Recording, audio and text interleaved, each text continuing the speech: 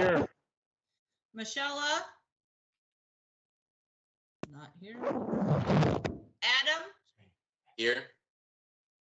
Brett?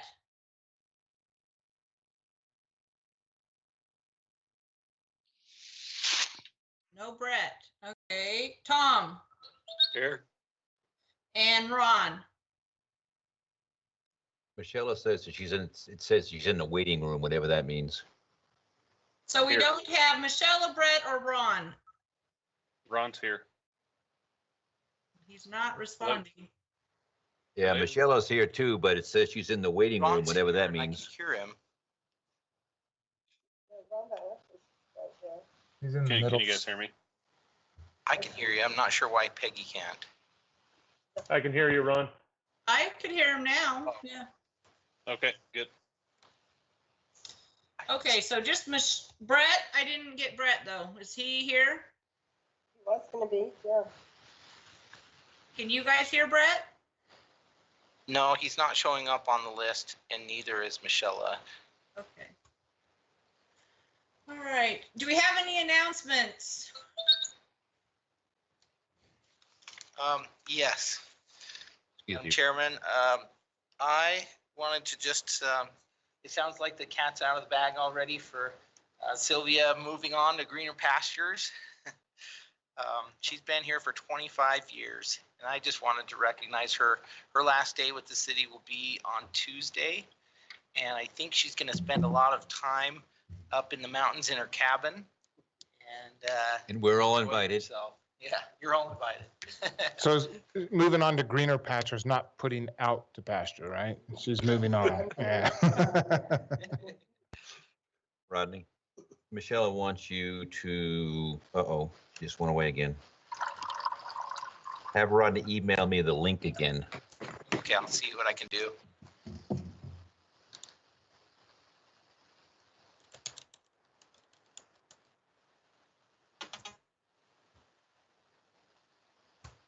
It says here, when the meeting starts, we'll let you people know you're in the lobby. What does that mean? That's for, That's her, I guess, yeah. well, no, it's for participants, Oh. public hearing. Well, that's what you just emailed to me. Or texted to me, rather.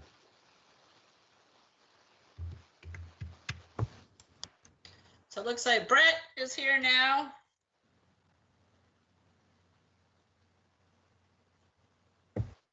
At least I saw his was added, but I don't hear him. I'll just wear a mask and come here. Okay, so Sylvia's last day is Tuesday. Any other sad things you need to tell us, or happy things, or is that our only announcement? That's your only announcement. Okay. Well, We thank have- you, Sylvia. What was that? We have the minutes from the July 14th meeting. I'll make a motion that we approve the minutes. Second. Okay, so motion by Matt, second by Brett to approve the minutes. All those in favor, Steve, Aye. Jeff, Aye. Matt, Aye. Michelle?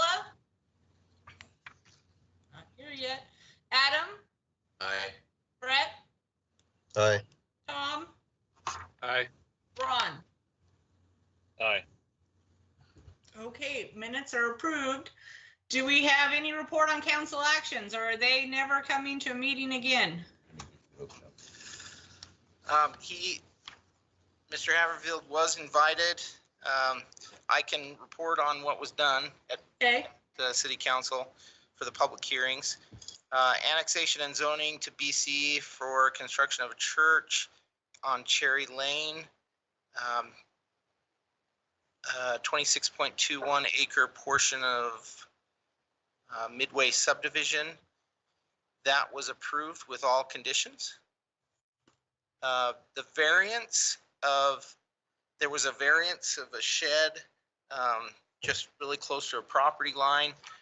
That was continued until the 17th of August because of concerns about how close it was to the property line. They were claiming one thing and neighbors were claiming another, so we're gonna go out and measure it.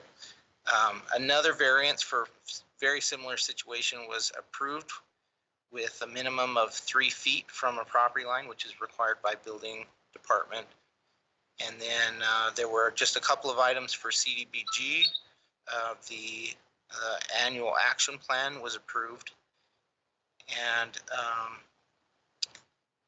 And they asked us to educate shed companies about where they can place their the sheds when they construct them on people's property. And so we are actually gonna look into a shed permit for under 200 square feet, and that would be issued at the city planning and zoning. Give me a minute. And it'll be just really minimal fee, just enough to say, here's where you can place your shed. Now, Hopefully that'll address the concerns we're having. now, Rodney, not to butt in, but on those sheds, as long as they're considered movable, it doesn't really matter where you put them. Is that correct? So like an 8x10 shed, I can move with So a couple of, crane or a forklift, no problem. Right next to the fence, and then yeah. So Madam Chair Can you and- hear anything? and commissioners, we did hear from the building department that there are concerns about placement of that shed for fire considerations if there's another shed really close to the other property line. But primarily the main concern is from drainage runoff. There's easements a lot of times along the property line. And so they're concerned about putting any kind of structure where there is where there's needing to be drainage from each property. Basically have a 5-foot or sometimes an 8-foot easement so that when a storm happens, if there's runoff to the other property, you're not draining over and pooling up next to any kind of structure. So it also helps to, a lot of times the topography is such that it'll drain out in front of the property, and they'll use that line between, or that space between the two properties, that easement to kind of grade it so that happens. So that was from the engineering department, and I'm sure Daniel could probably explain it better, but that's a summary of why that's there. Okay. All right, business item number 1 was pulled, so we do not have business item 1 tonight. We have number 2, the final plat, 1-year extension for Sonata Point subdivision. Okay, thank you, Madam Chair. Reading out there. So, can you guys hear me? Yes, Can you see my screen? yes. All right. Thank you. So the applicant is requesting their first 12-month extension of the final plat approval due to a delay in the transfer of ownership, and the owner of this particular piece of property holds, the ownership of the property under one name, and then when it gets ready to record, he transfers it over to a development name. He just hasn't done that yet, and they're going to run past their expiration date, and so they've just asked for an extension. I imagine that it'll probably record in the next month or so.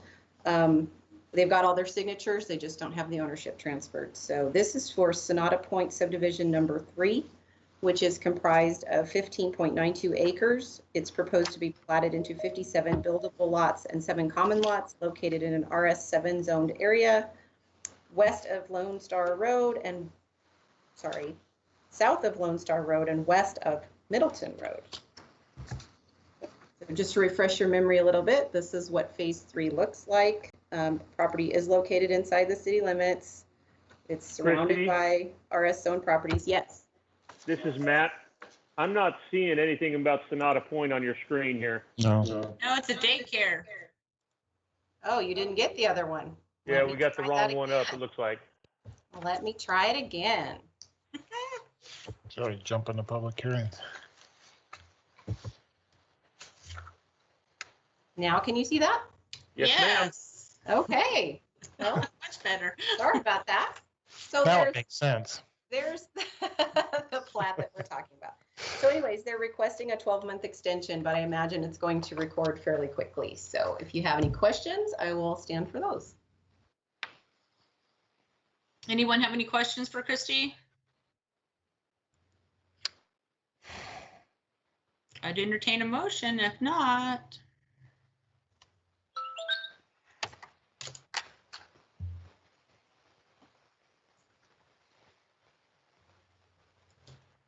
anyone?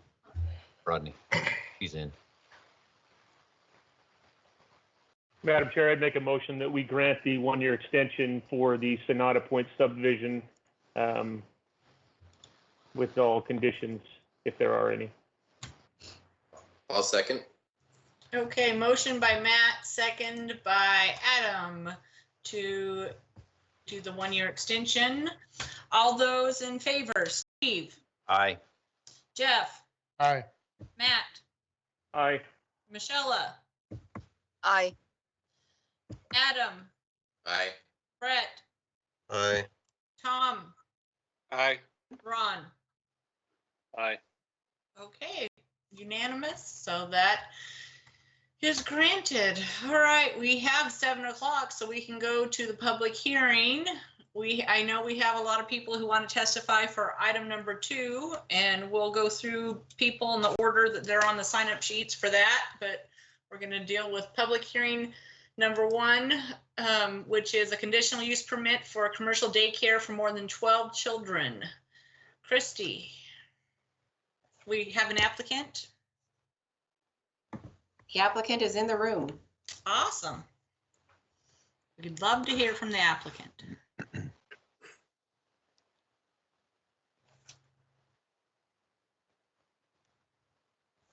Madam Chair, my name is Ron Crooks. I'm speaking on behalf of the applicant, Tracy Crooks. Thank you, Ron. Give us your address for the record, please. Sure, it's 5410 South Fountain Hills Court in Nampa, Idaho, 83686.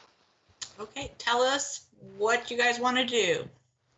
Yeah, so obviously with the growth that Nampa is experiencing, there is a need for the community to have good quality education when it comes to pre-K through K, and we have partnered with Jennifer Copps, who owns Kangaroo Clubhouse. She owns currently 4 locations, and she's looking to expand. The intent is to start a daycare, but eventually develop it into education for at-risk children, similar to like a Boys and Girls Club, and that's in a summer program. So in the day-to-day season within schools or within the school season, it would be potentially K through 12, but again, it's going to start out as a daycare. So our intent is to grow as the business and the child learning grows. Okay. All right, we probably will have some questions for you, or might have some questions for you once we hear from staff and the public. We're going to hear from Christy now. Okay, thank you, Madam Chair and Commissioners. Christy Watkins, Principal Planner for the City of Nampa. The action requested from you tonight is the approval of the conditional use permit request for a commercial daycare for more than 12 children on an RD zoned property located at 609 15th Avenue North. The property is a 1.5 acre lot that was previously used as the Parkview Elementary School and is across from Lakeview Park. The comprehensive plan shows that it is a high density residential designation. It's zoned RD and is surrounded on the southwest, southeast, and northwest by RD zoned properties, and on the northeast by Lakeview Park, which is zoned RS6.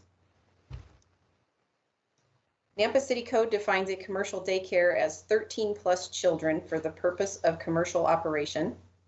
Title 10, Chapter 3 states that a daycare in an RD zone requires a conditional use permit. Title 10, Chapter 23 outlines the types of signs that they will be allowed to install in an RD zone for business use. So they can have wall signs that are 2 square feet or a freestanding sign that is 32 square feet and 5 feet tall. There was correspondence received by the Nampa School District in support of the proposed use. The engineering department outlined guidelines for parking and traffic flow. The fire department stated that they needed to pass a fire inspection. The building department stated that the standard Title IV building regulations will be applied at the time of building permit. Code compliance and Nampa Meridian Irrigation District had no concerns. So staff found the following in regards to the property and the intended use. One, the existing structure was previously used as a school. Two, daycare use is eligible for a CUP in the RD zone. Number three, operation of a daycare at this location will likely have less impact to the neighborhood than that of an elementary school. Four, parking is available along 15th Avenue North and 6th Street North. You can see that by the arrows here. And there's room for internal circulation. The site layout and additional parking will be reviewed when the project is submitted for building permit and will be required to meet the building department and zoning code standards. So as usual, the commission is required to determine if the project meets the criteria set forth in Title 10, Chapter 25 in regards to a conditional use permit. And of course, those are the location and size and design of the proposed project will reasonably be compatible with and not adversely affect the livability or appropriate development of the surrounding neighborhood. The location, design, and site planning of the proposed project will be as attractive as the nature of the use and its location and setting warrants. The proposed project will enhance the successful operation of the surrounding area in its basic community function and provide an essential service to the community. So should the commission choose to approve this request, staff recommends approval with conditions as stated in your staff report and any other conditions that will be recommended by you tonight. I will stand for any questions. Christie, Steve. Okay. The CUP says it's 12 plus students. Is there any upper limit or can it be 200 students? Madam Chair and Commissioner Kehoe, that is determined by the fire department as far as capacity for the building. So our definition is for a commercial daycare above 12. So it will be determined by the fire department for each individual room and the ages of the children that are being housed in those rooms. And how often do they do those inspections? Is that an annual thing? It is an annual thing, I believe, yes. Okay, thank you. Mm-hmm. Any other questions for Christie? Well, I have the sign-up sheet. There's one person signed up to talk on item 1, but the comments don't seem to have anything to do with this. For Kristen Graves is signed up for item number 1, opposed, but then it's talking about duplexes in the comments next to her stuff. So is that a mistake, Rodney? Yes, I think there might have been a couple on that. The latest sign-up sheet shows that we have one person who wishes to speak, Mr. Ron Crooks. Well, and that's who's presenting, so we've got him on there. Okay. So from what I can see from the latest Excel spreadsheet I have, nobody else is signed up. Do we have anybody present online or in person there that would like to speak on this proposal? Look like it. Make a motion to close the public hearing. I'll second. Okay, it's been moved and seconded to close the public hearing. All those in favor, Steve, Aye. Jeff, Aye. Matt, Aye. Michelle, Aye. Adam, Aye. Brett, Aye. Tom, Aye. Ron. Aye. Okay, public hearing is closed. What do you guys think?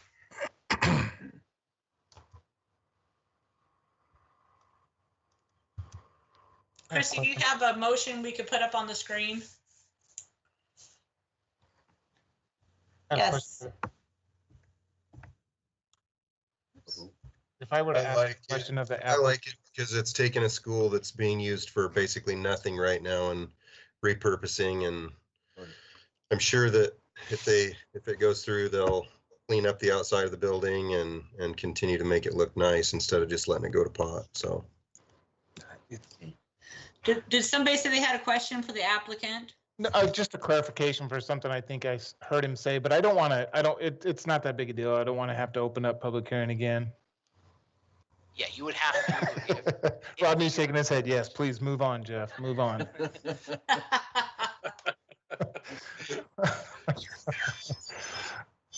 I think it sounds like a great use for a building that's vacant and helping the community. Yeah, Exactly. absolutely. Yeah, I agree. Madam Chair, 100% agree. Madam Chair, I agree with Brett. This is Ron. I'll make the motion that we grant the conditional use permit for commercial daycare for more than 12 children in an RD zoning district at 609 15th Avenue North for Tracy Crooks with Atara Group Holdings with all conditions of staff. Second. Okay, motion by Ron, second by Jeff to approve the conditional use permit. All those in favor? Steve, Aye. Jeff, Aye. Matt, Aye. Michelle, Aye. Brett, aye. Adam, Aye. Tom, Aye.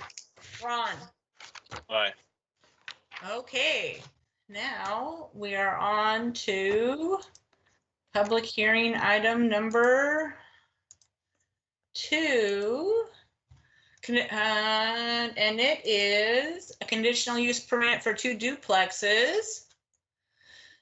And do we have an applicant online or in person? They should be online. I'm online. This is Bart Cochran. All right, go ahead and Bart, tell us what you want to do. Okay, I have a presentation. Is it okay if I share my screen with you? Sure. Okay. And I think it looks like Christie's using PowerPoint. Is that the best format? No? That's probably the best. Let's give it a try here and see if it works.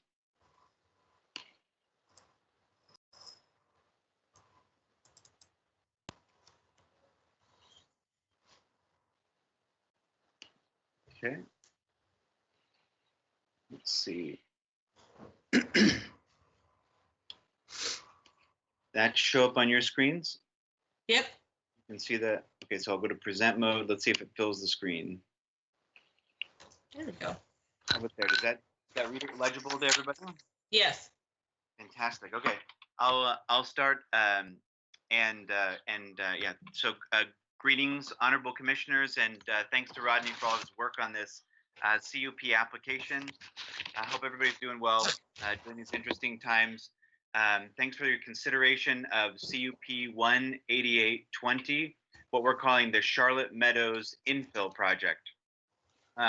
Just a quick note, I wanted to applaud the creativity of the City of Nampa for converting to this virtual format so that the public process can keep moving along, and also I think increases accessibility to the public process. So thanks to everybody that helped with getting creative there. So my name is Bart Cochran. I'm the founder and executive director of Leap Housing Solutions. We're a local nonprofit housing organization, and I'm speaking as the co-applicant for CUP 18820. Also with our partner NeighborWorks Boise, who's going to speak a little bit more later in the meeting during public comment. This is the project here, the Charlotte Meadows Infill Project. It's located inside of an approved subdivision called Charlotte Meadows. That's the red on the outside there. And then the project that we're talking about with the CUP pertains to lots numbers 3 and 4. So the green section in the middle. So I'll begin with a kind of a brief summary. The project that we're talking about is a joint venture between 2 housing nonprofits. They'll add a total of 4 affordable housing units, representing a more than $1 million local investment. This project will be a stick-built to the highest construction standards, emphasizing energy efficiency, modern finishes, and overall compatibility with the surrounding homes. There are no prohibitions on duplexes within the Charlotte Meadows subdivision, and the project is located in RS6 zone, which permits the use. The project will meet all required setbacks and site improvements, and no variances are being requested. And finally, this project meets several key objectives of the adopted Nampa City comprehensive plan, including future zoning and density, infill, and affordable housing. With that, One step up from a mobile home. somebody not on mute there. With Still oppose the duplexes. Sorry, Madam Chair, I'm going to try to mute this. Okay, okay. With that, I'm going to dive into some details here. As you know, it's not required for us to complete all of the design elements prior to filing for the conditional use permit. And so some of these images are conceptual in nature, and the designs, the materials, paint colors represented in tonight's presentation are conceptual. So LEAP will continue to seek feedback, and we expect that the design will continue to evolve based on that feedback when we have the final product for building permit. But one of the things that we thought was important was trying to be compatible with the surrounding, specifically the subdivision that it's a part of. This project is in Charlotte Meadows subdivision. There's an existing home. The home is the top left corner. That's the blue house there in the top left corner. The home that's being built on lot number 1 is the one in the bottom, the lower left. And then a proposed sort of conceptual idea of the duplex is over in the lower right-hand corner. And some of the inspiration that we take from some of the design in the local area are single hung windows, craftsman trim, a covered porch, board and batten, and kind of a combination of lap siding, and then kind of a 1- and 2-story roof treatment, so that the design can be compatible with the neighboring parcels. As you all know, the neighborhood feedback or neighborhood meeting is not a requirement of the conditional use permit, but it's something that's important to LEAP and its design process. The organization went ahead and hosted a neighborhood meeting anyways. We sent out letters to households within 300 feet, and it was hosted on site to increase access. We had 6 attendees, 4 of which support the project. 1 was undecided and 1 was opposed. The feedback we received has encouraged us to proceed and still does, and we're integrating some key feedback elements from those conversations. Some of those examples of those elements that we're integrating are that we are consolidating the entrances of the duplexes to minimize the impact on Park Ridge, that we're making some design modifications at the request of the adjacent neighbor to ensure privacy. We're using a stick-built construction product. We are using that board and batten and lap siding I mentioned before to kind of keep with this aesthetic appeal, and that we're also integrating the vinyl fencing to keep a similar look along the streetscape. We did make some additional efforts to reach out to the HOA, the Park Ridge HOA. We worked with the city, a couple of departments in the city, and then there looks like maybe it was now their old HOA manager, but our efforts were unsuccessful and we weren't able to reach anyone. We did get a call yesterday from Bill Beveridge, the HOA interim president, and he did invite us to a call last night.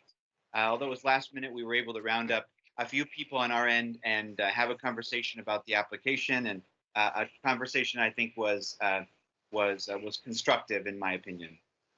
So a couple of elements to kind of to talk about that I think are pertinent or important to this application is one is access and traffic. So as mentioned, this is part we want to try to minimize the impact on Park Ridge.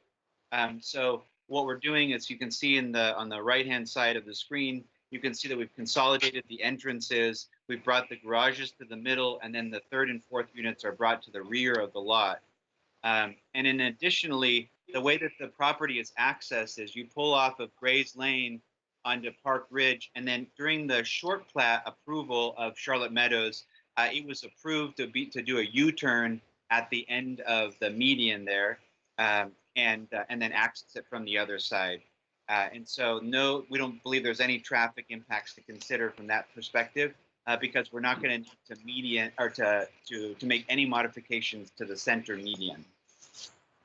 The project will also meet and exceed the landscaping plan that was approved in the short plat. This is a picture of it on the left-hand side, shows the landscaping plan that was approved. The plan includes plants, shrubs, honey locust trees, grass, white vinyl fencing, and then as mentioned previously, the streetscape will be preserved and improved with the addition of landscaping. So no modifications to the center median, as I mentioned before. One thing I just wanted to add here is it's probably important for me to share, like, who is this affordable housing, who will own these properties. The long-term ownership of the properties will be Leap Housing Solutions, a local nonprofit, and they'll be professionally managed as well. It's built into Leap's mission to safeguard long-term viability and operations of these homes. In fact, Leap is obligated to maintain strict physical and safety condition standards, and if not, it faces repercussions from state and federal oversight.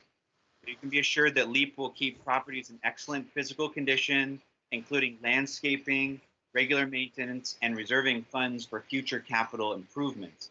Management of residents will include legal screening criteria, contractual agreements, and community rules which will be enforced. One of the things that's important to note also is zoning. So it's important to note that the project obviously is in R6, which allows the duplex use, but even more important is the future zoning map that was in the adopted comprehensive plan. You can see that to the right here. The arrow points to the location of the project itself. The future zoning map has it as medium density residential.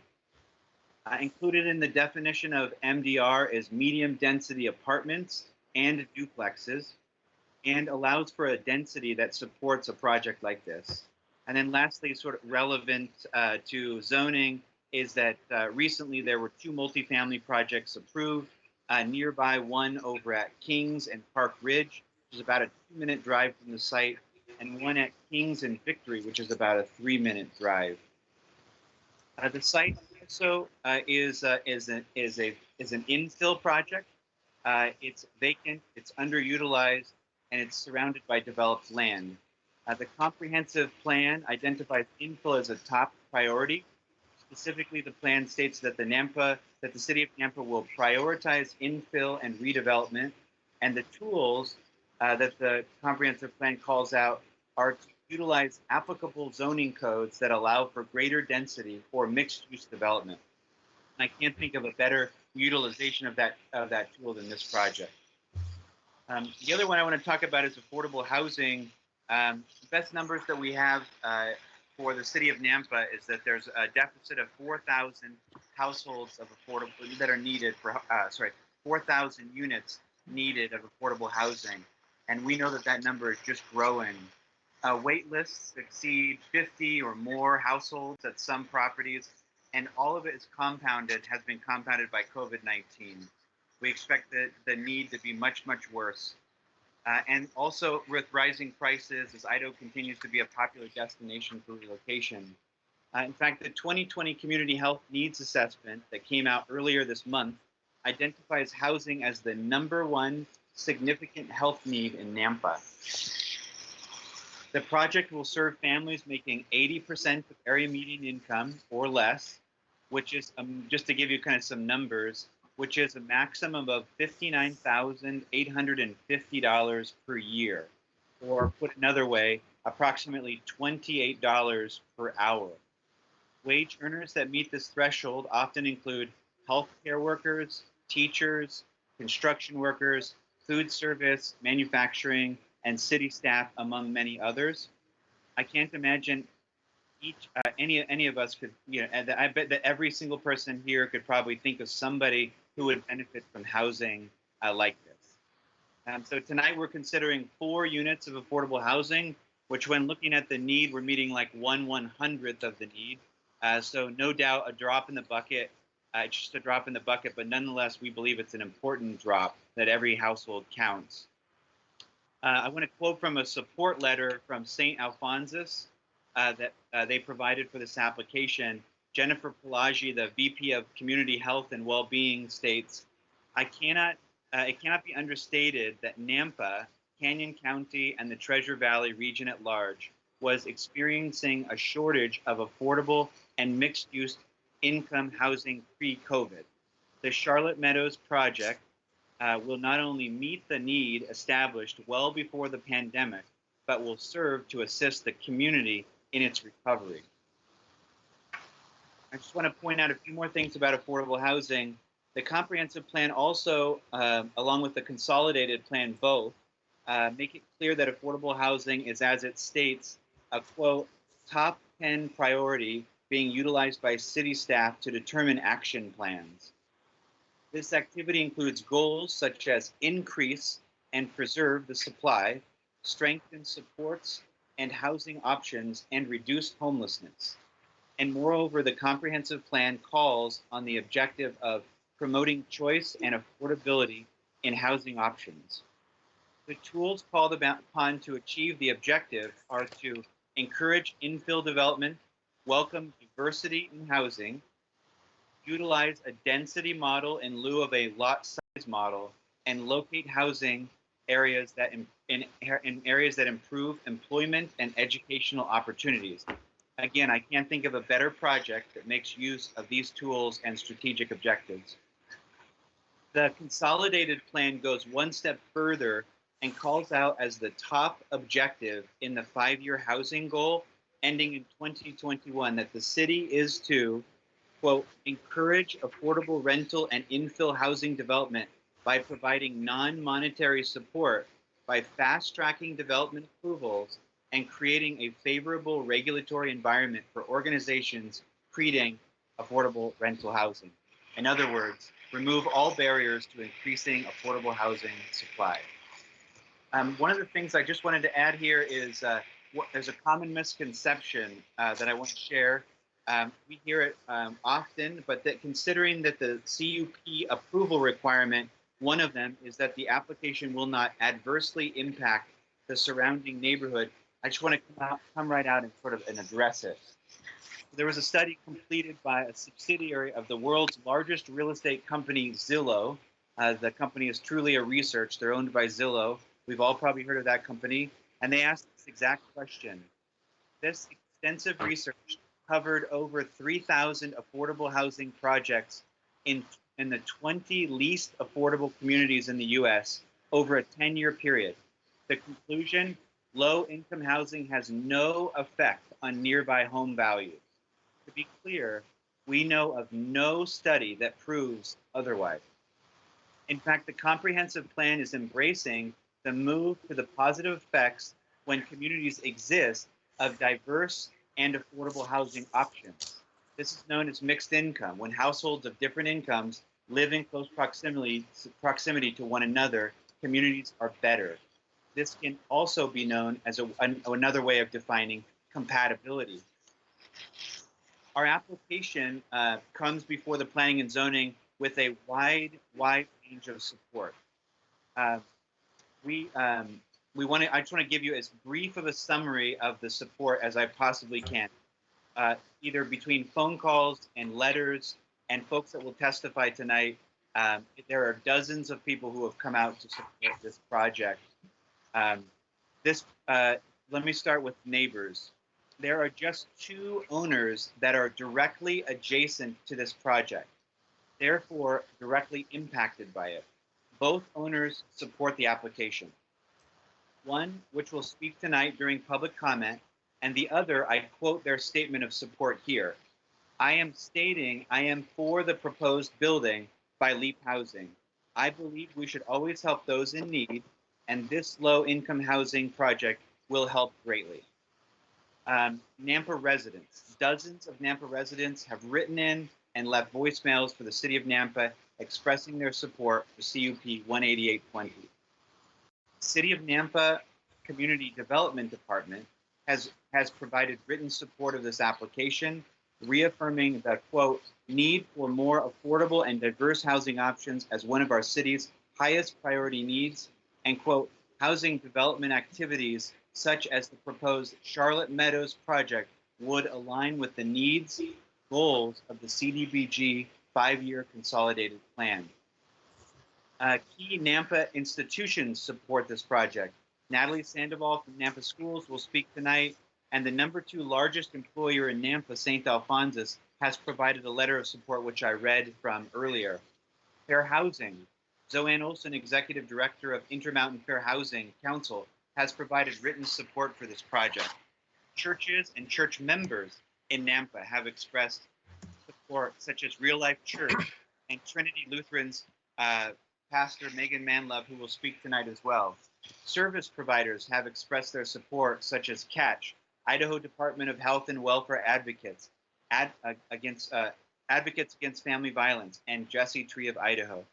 And last but not least, residents or recipients, let's call them recipients of Nampa's affordable housing, have expressed their support tonight for this application.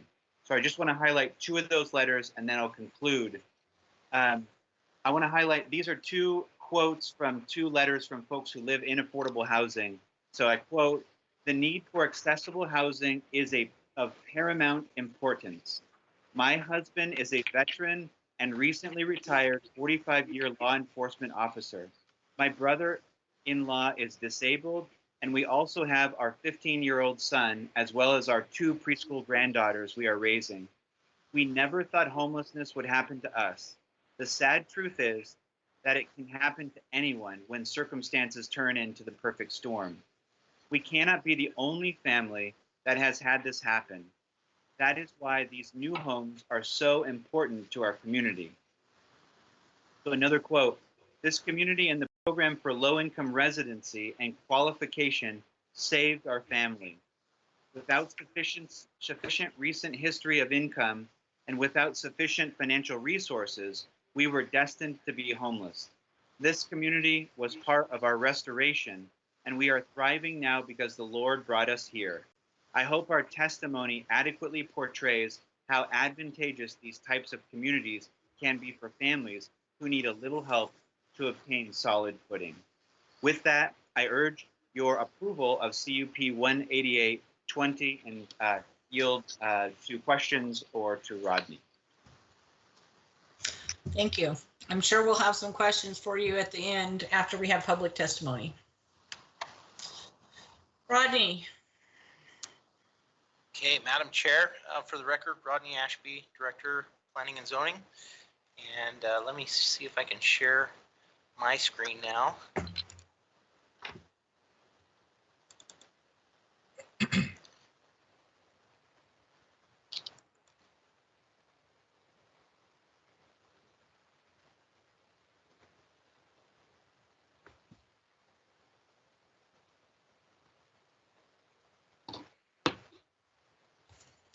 Okay, can everybody see that? Yes.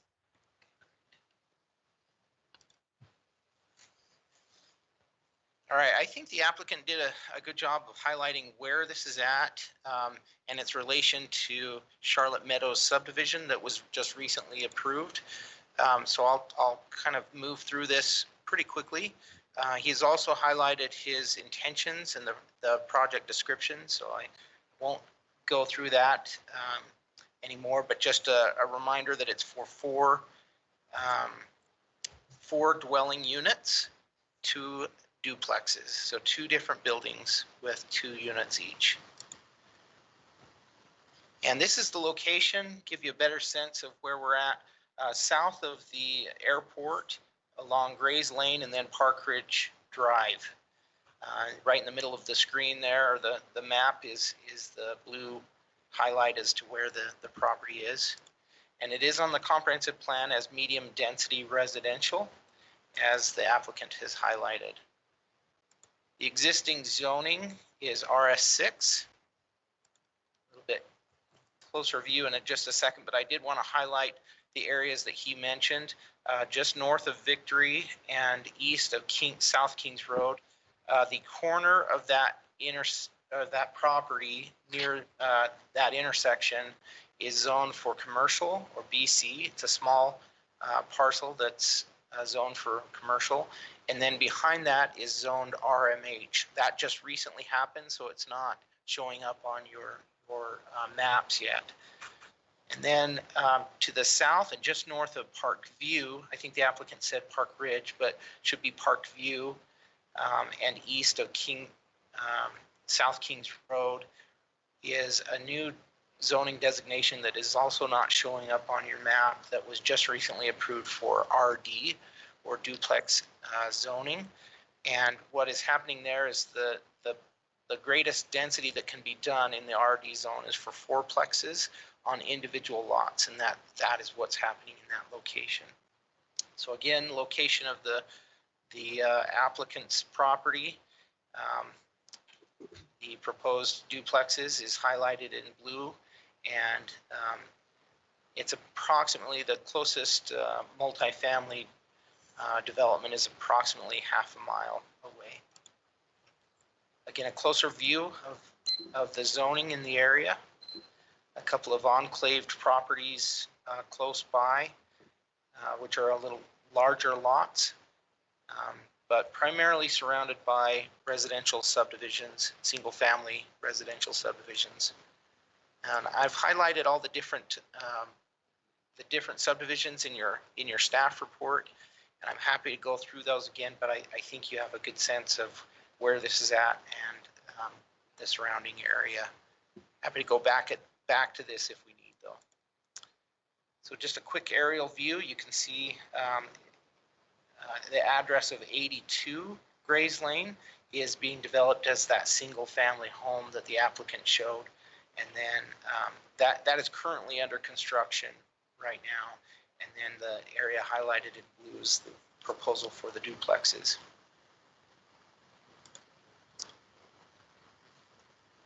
Okay, so in the past, this was a part of the Charlotte Meadows, or I should say currently it's part of the Charlotte Meadows subdivision, which has a single family home on it. The two properties that are under consideration are empty right now. And I wanted to clarify, the applicant said this, but I wanted to clarify that there was some confusion over the type of construction for these properties. These will be stick-built duplexes, and they are on two approximately 9,583 square foot lots. So each of them. And then access would be off of Grays Lane. Oh, I did want to highlight the elevations that they submitted just recently. These were not originally submitted in the application, and so there was some concern by some of the people who made comments that they had nothing to compare this to. So again, this is a aerial view of a similar project. They claimed that this was similar in Boise, and I just wanted to highlight that for you. So access is from Grays Lane,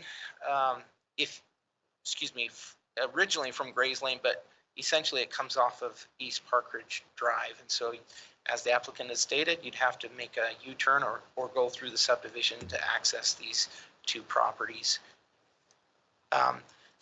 Just as a note, this island in the middle, this center landscape island, is owned by the Park Ridge Meadows HOA, and so even if they wanted to access their property through the island, they would have to negotiate that with the HOA, and likely not be able to do that because of the distance to Grays Lane. So they would have to go all the way around. In addition to that, there were fences along Park Ridge Drive in the past. The Park Ridge Meadows HOA also put that fence in. It's a split, it's a post and rail vinyl fence that's white. And again, the Park Ridge Meadows put that fence in and has repaired it over the years, but they do not own that property which it sits on. And so essentially they do not own the fence. It's the property of, it's the ownership of the property. But again, they've repaired it over the years. And of course, utilities are available to the site. So in On May 4th of this year, the Charlotte Meadows subdivision was approved. A short plat was approved for 4 single-family lots. That was what was presented at the time. Planning and Zoning Commission had recommended that at their April 28th meeting of the Charlotte Meadows subdivision. And at that time, public hearing testimony included concerns about the traffic through Park Ridge Meadows and the proposed project's fit with the existing subdivision lot sizes and that kind of thing. Rodney, quick question. At that point, that was opposition against 4 single-family homes, That's right? correct. That's applicable regulation. I've included a lot of this in your packet. I'm happy to go through it, but essentially it comes down to that our code requires a conditional use permit. Getting an echo. See if I can. You can just stop talking and it'll be okay. Somebody's got their mic on. Oh, I think that's better now. There we go. Okay, so our code requires a conditional use permit for any of the RS zones. And so that is the case in this situation. For a duplex, they would have to secure a conditional use permit. In addition, Chapter 25 sets forth the criteria for approval of a conditional use permit. And we've gone over that several times, but here is the specifics of that. In addition to being compliant with the comprehensive plan and the city's zoning code, it must be compatible with and not adversely affect the livability or appropriate development of abutting properties in the surrounding neighborhood, with consideration to be given to harmony and scale, bulk coverage and density, to the availability of public facilities and utilities, to the harmful effect, if any, upon desirable neighborhood character, to the generation of traffic and the capacity of surrounding streets, and to any other relevant impact of the development. In addition to that, number 2 is that it must provide a convenient and functional living, working, shopping, or civic environment, and will be as attractive as the nature of the use and its location and setting warrants.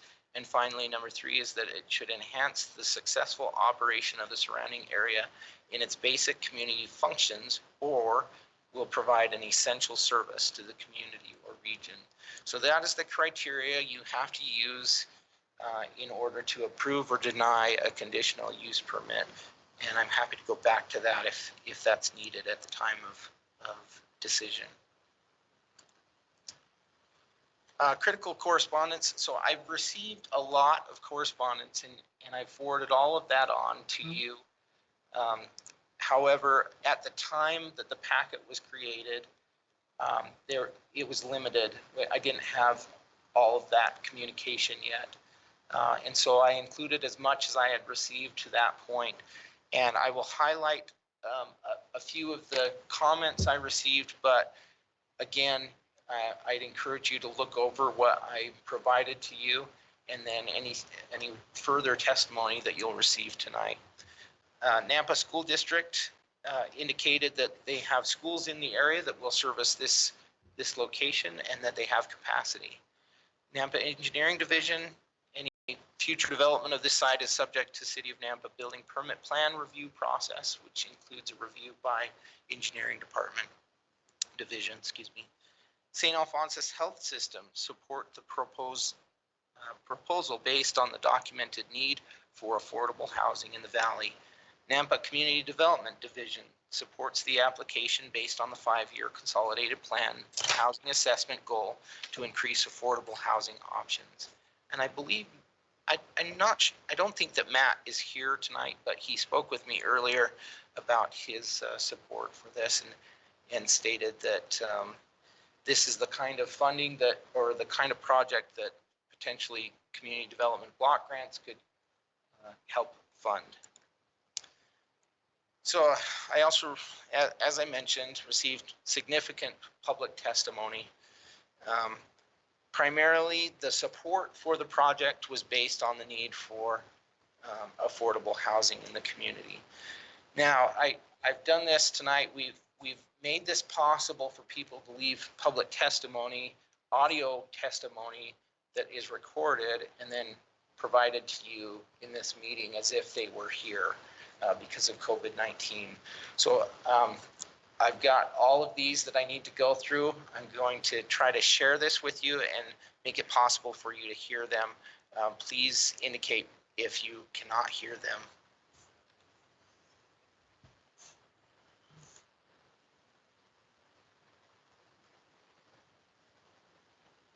Any time limit on some of these, or can they talk for 20 minutes?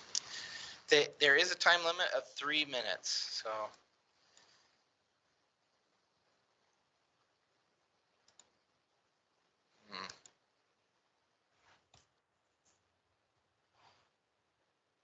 Mark, are you on?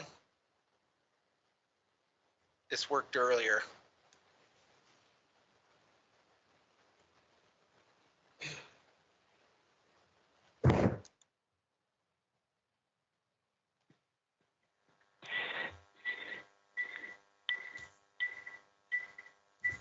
Mark, are you there? Yeah, I'm here.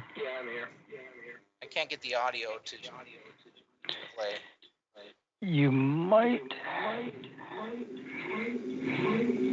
Hang on. They was playing 5 times all at once.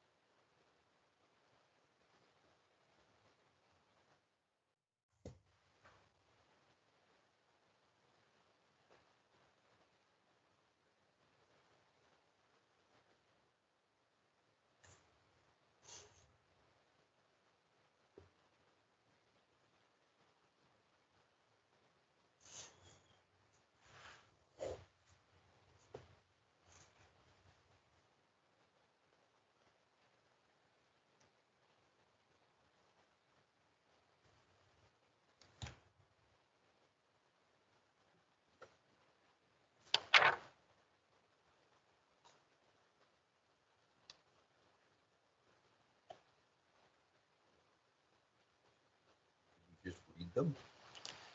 It's all audio. Oh. Mark, I wonder if we didn't share screen and we just played it that way, maybe that would work. It worked earlier. I'm not sure why it's not now.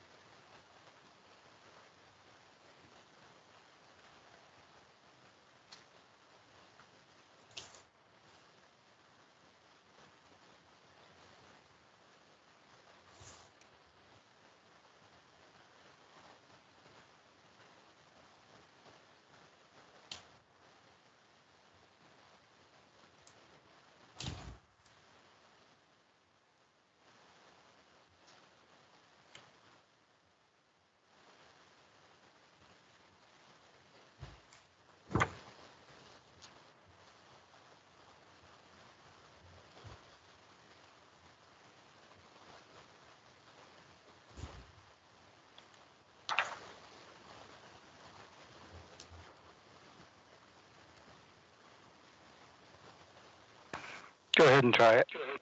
Okay.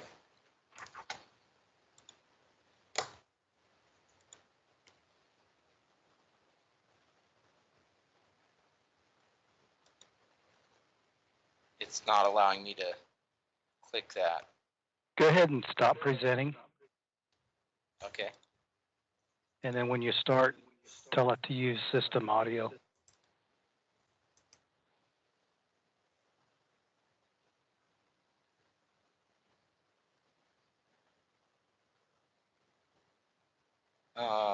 Okay.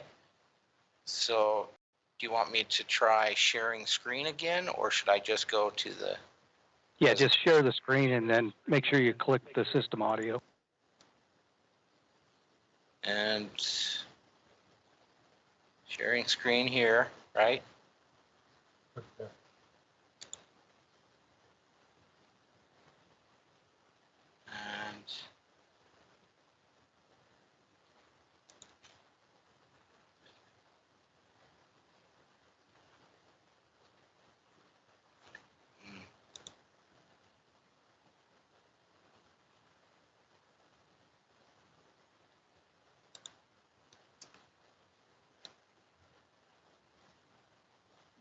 Well, I apologize, everyone. Not sure what's going on.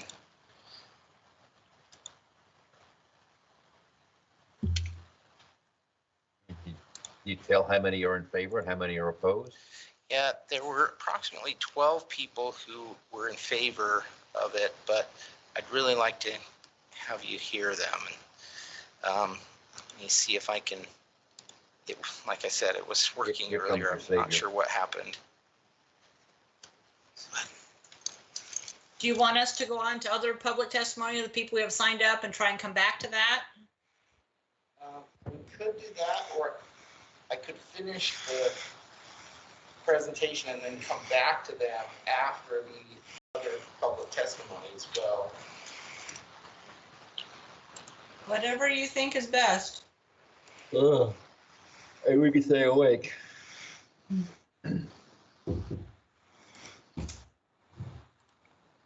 we might have it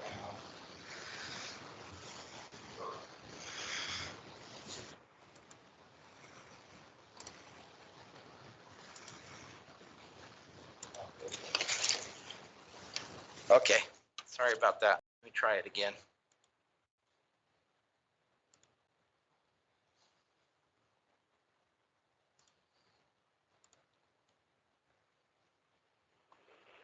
Hello, my name is Carol Craig Hill. I'm a resident of Boise at 1207 North 14th. My husband and I own rental property in Nampa on Hudson Street and we offer it as affordable rent to people who live there.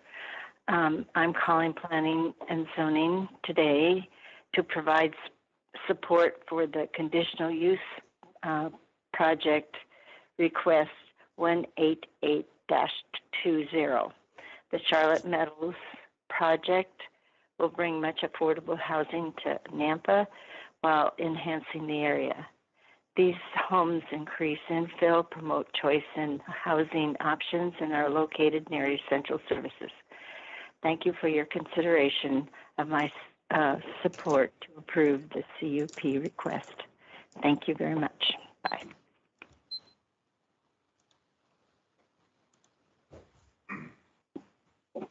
Hi, my name is Sarah Riley, and I am a resident of Nampa. I live at 11106 West Silver River Loop, and I am calling in support of application number CUP 188-20 for the project of Charlotte Meadows, the affordable housing. And I just wanted to call and let you know that I support the building of this project. And I think any projects that we can do as a community to provide additional affordable houses for those in need right now would be a wonderful use of any resources that can be applied in that way. Thank you so much.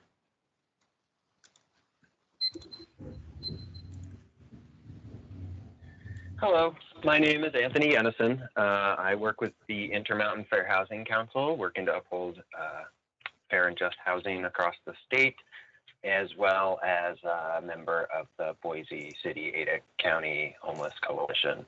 So I'm calling to express support. I understand that the Planning and Zoning Commission today is hearing about a condition, or tomorrow is hearing about a conditional use permit for project 188-20. It's titled the Charlotte Meadows project. And yeah, I'm in support of this project due to it bringing affordable housing, and would urge the city of Nampa to support the approval of the conditional use permit, allowing for these affordable pieces of housing to be there and available to folks who live there. So thank you for hearing me, and that's all. Good luck out there. Bye.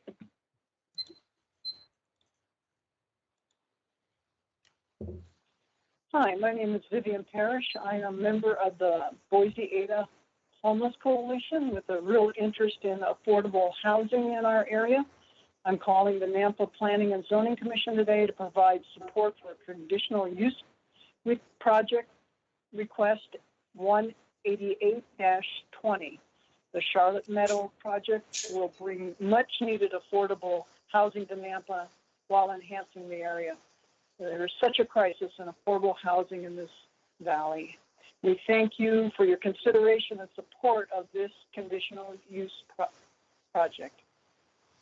Thank you. My phone number is 208-866-9524. Thank you. Bye now.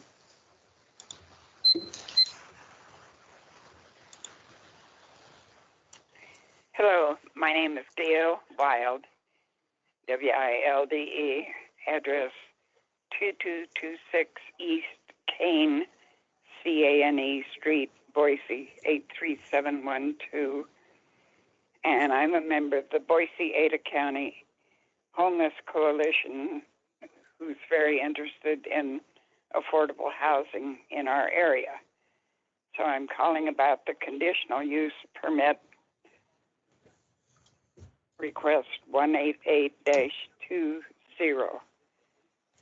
The Charlotte Meadows project will be a way to bring much needed affordable housing to Nampa while enhancing the area. It's a project that provides infill, promotes choice in housing options, and is located near essential services. Thank you for your positive consideration of my support to approve this request. Thank you very much. Bye-bye.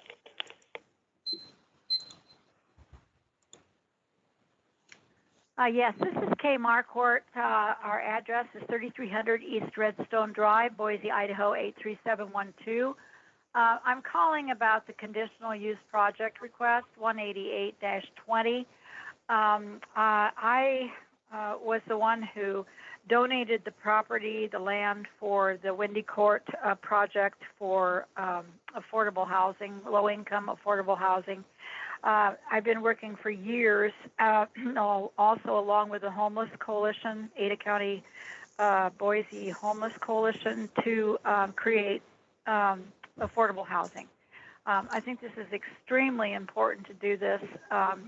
It's long overdue, and I'm just asking you to please approve this. Affordable housing in Napa and all over the state is extremely important.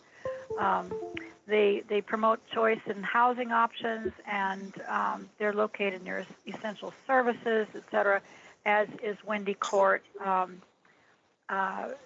That was the purpose for Windy Court also, and it's been a huge success. We now have a Windy Court too, and I would urge you to please do this. It's extremely important to our population, and thank you for all you do.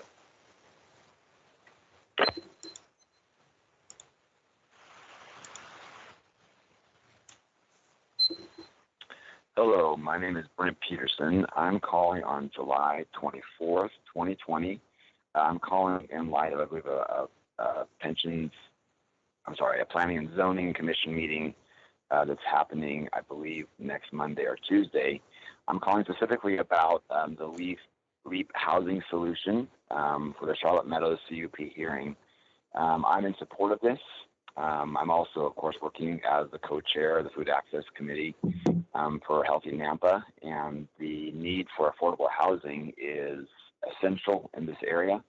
So I'm calling to support this plan. From what I've been told, this lot is vacant, and it's fulfilled the city objectives to promote some field developments there. And so again, I'm in support of this LEAP housing solution. Again, for the Charlotte Meadows CUP hearing, I think the importance and need for affordable housing is crucial for this area of the city, especially for Nampa. So again, Brent Peterson, calling on July 24th for the hearing next week. Thanks so much. Bye.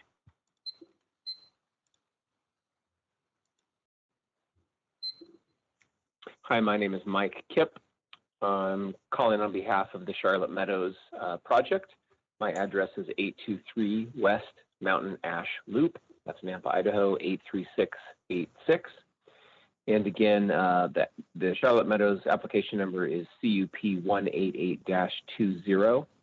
And I'm in support of affordable housing in our community. I think this is an excellent project. It's attractive. It will bring help to our citizens and value to our community. And I just want to register my support. Thanks for your work.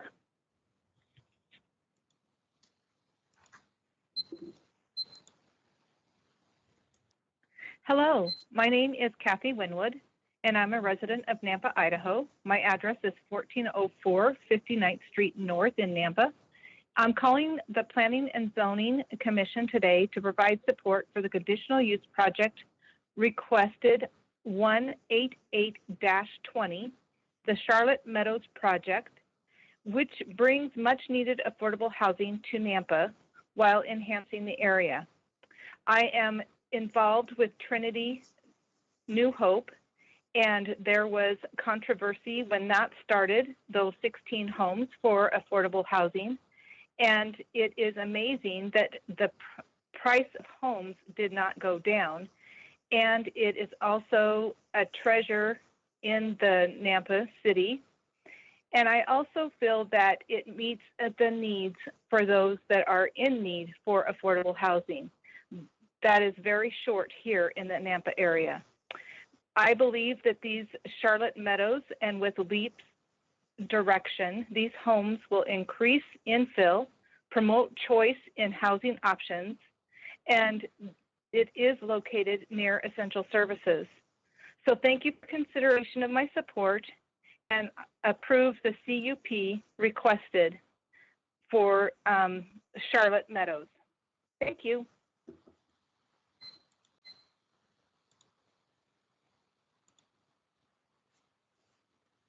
Hi, my name is Lydia Campbell White. I'm a Nampa resident. I'm calling in support of the housing project. The project name is Charlotte Meadows, and the application number is CUP 188-20. And I just wanted to say that I support this project, and I think it should go ahead. Thank you.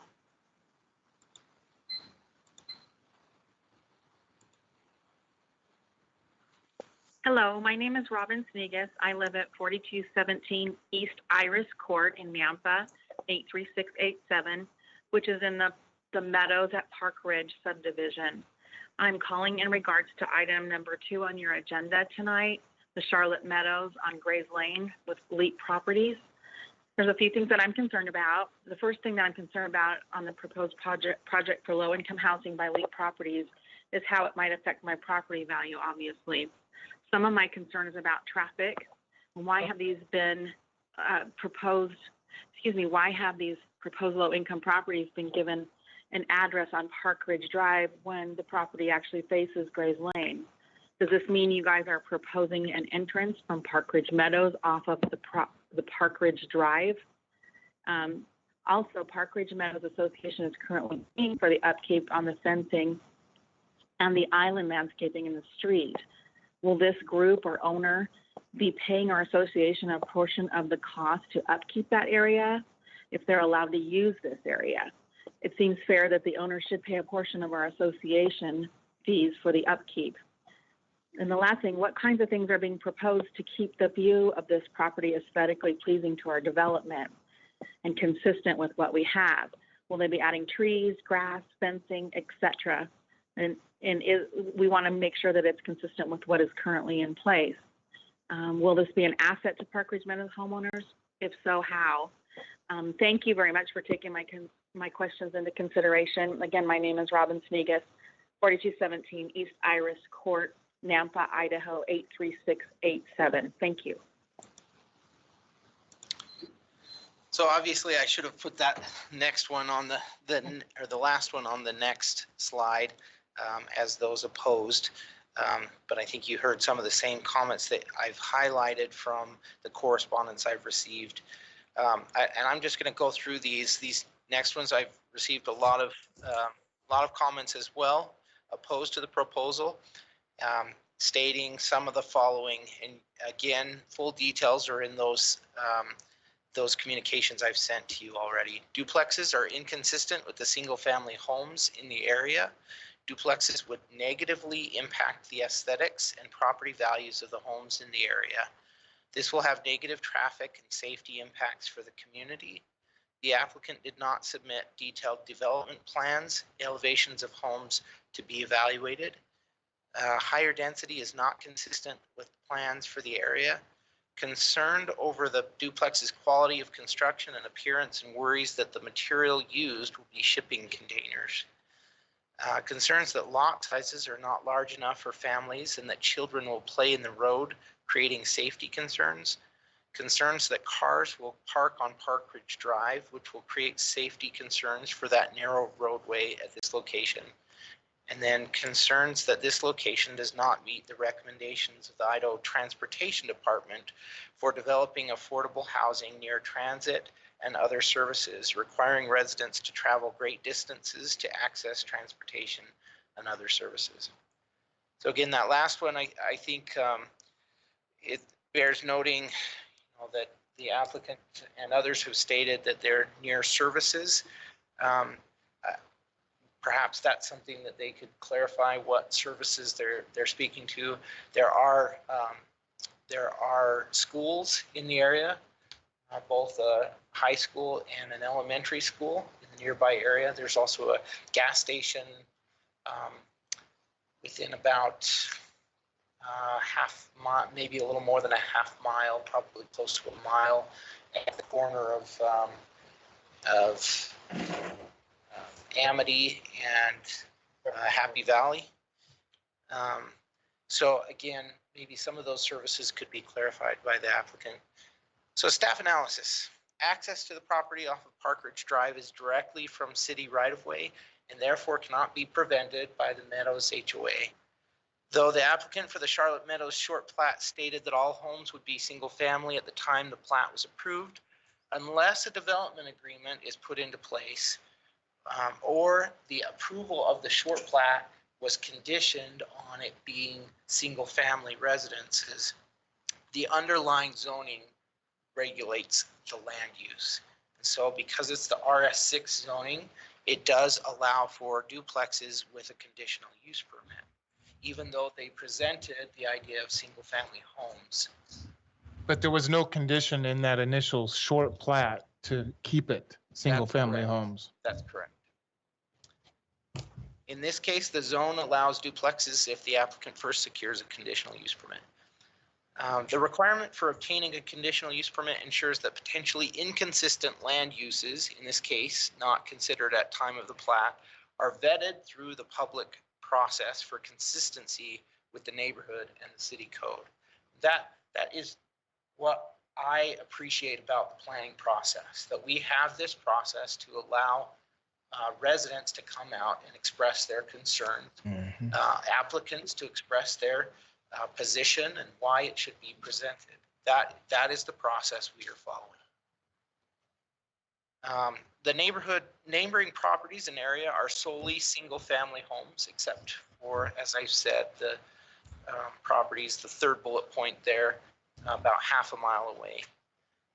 No duplexes or multifamily in the abutting subdivision or along Gray's Lane exist.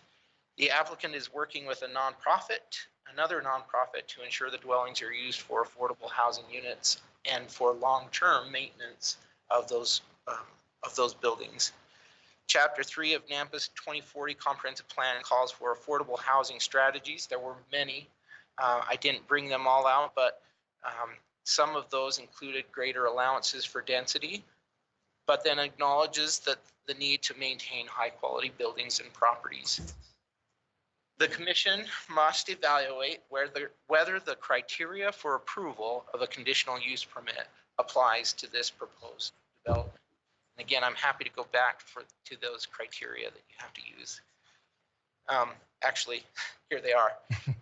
1 through 5 here, I've already mentioned them, so I'm not gonna go through them again, but these are if you find that you would like to approve this, these are the findings you have to conclude that it complies with these conditions. So staff suggested conditions if the commission wishes to approve the CUP. Number 1 is any future development of this site is subject to the City of Nampa building permit plan review process, and any applicable conditions or required inspections for the project will be generated via that process. Applicable utility connection and engineering inspection fees are to be paid upon approval of and prior to receiving any building permits. And then number 2, the conditional use permit is granted only to the applicant and property and shall not be transferable to any other individual or location. A building permit must be obtained within 6 months from the official date of issuance of the CUP, after which, if no building permit is obtained, this CUP will become null and void. So I just wanted to highlight that in the staff report, I did put owner there. Permit is granted only to the owner and property. And obviously in this situation, that doesn't work yet because, or it doesn't work because the applicant is not the owner.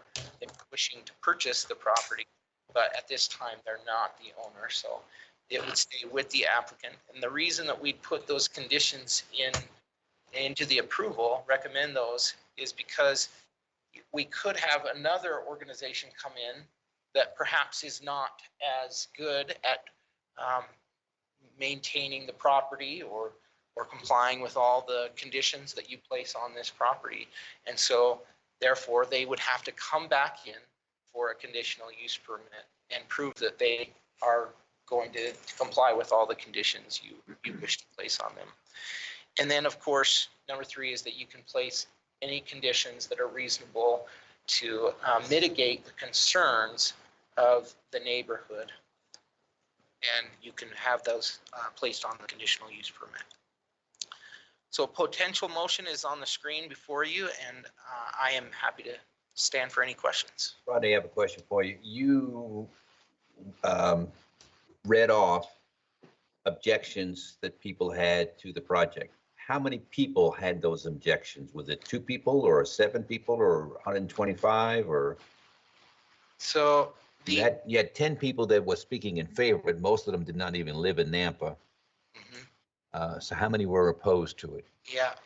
So I thought you might ask me that. I had a list of all of them that I sent to you today on the So that Excel was it, what you sent? spreadsheet. Yeah, when you sent us about 5 or 6. Yeah, and then I've also got communications I've received from, it was challenging over the last 2 days because we've had so many people submit comments. I was unable to keep, Yeah. basically compile them all and summarize. But you know, in all fairness, we need to identify how many people were in opposition and how many people were in favor of, because the people in favor kind of stacked the deck in their favor. Hey, Steve, this is Tom. My last count, we had 16 that were against it, and they all either lived in the meadows of Park Ridge or within blocks of this thing. Okay, thank you. Yep. The staff will have to pay you their salary to get that information. It might have been more than that, but that was the last count I had. But these are all people that I looked at the addresses. The vast majority of that 16 are Meadows of Park Ridge subdivision owners or live on Grays Lane right there in the same. Mute. What? Sorry, I'll try to Somebody's mute there. bouncing in. Out of turn. There we go. Again, that list I sent to you today, Peggy, I think you've got that list. I do. And I Hey, think Rodney? that highlights those as well. Rodney, I had another question for you. On that CUP, if it's granted, it's only to this individual, to the property. And you said if they were to sell it down the road, the new owner would have to come in and apply for a CUP. What happens if it's not granted? What happens to the duplexes at that point? Yeah, good question. So what I meant there is that if they did not develop the project, if they did Okay. not develop that project out, then that would not be transferable to someone else. They could eventually sell it to somebody else after it is developed. And then it wouldn't have to be to somebody like Leap that's going to make sure it's well taken care of. It could just be sold to any investor at that point.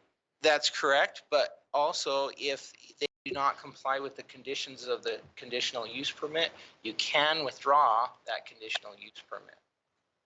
And then you'll have vacant Then you'd have duplexes. vacant duplex and they would have to come in and request it again and you'd have to put more conditions on it. Yeah, okay, thanks. Okay, so I have the list. I'm going to go through the people that are in favor, just like we would do in person. And it looks like I have 12 people on the sign up sheet that are in favor. So that's what I'm going to start with. Michael Shepard. Hello. Give I'm us your name and address for the record, and keep your testimony to less than 3 minutes, please. Yes, my name is Michael Shepard. My address is 3713 South Geckler Lane, Boise, Idaho 83706. I am in full support of CUP 188-20. I am an employee of NeighborWorks Boise. I run their acquisition and rehab department, so I will be the person overseeing this project. I know that we've done several other projects in the Nampa area, some acquisition and rehab projects. I did submit some slides that I believe are at the end of the presentation that Rodney has that does demonstrate the quality of construction that we do. I don't know if Rodney is able to pull up those slides. Hey, Michael, I actually have them. Oh, okay, then Bart can do that. But I can also tell you that we are the owners of Gateway Crossing Apartments, which is an affordable rental complex in Nampa off of Northside Boulevard. It's 73 units. But I am, do know that we will be the best of neighbors while during construction of this project. We've done many other projects like this. Here we go. This is our 36th Oak project in Boise. It was an infill subdivision, which actually won a Smart Growth Award for its infill design, but it does show you our quality of construction. Go to and this is 40th Street cottages. They are small homes with detached garages. Some of them have attached garages. We do try and instill a little bit of community within our subdivision, so you see that their front doors face each other. So you have to come out and talk to your neighbors. And that's kind of our design with these duplexes also.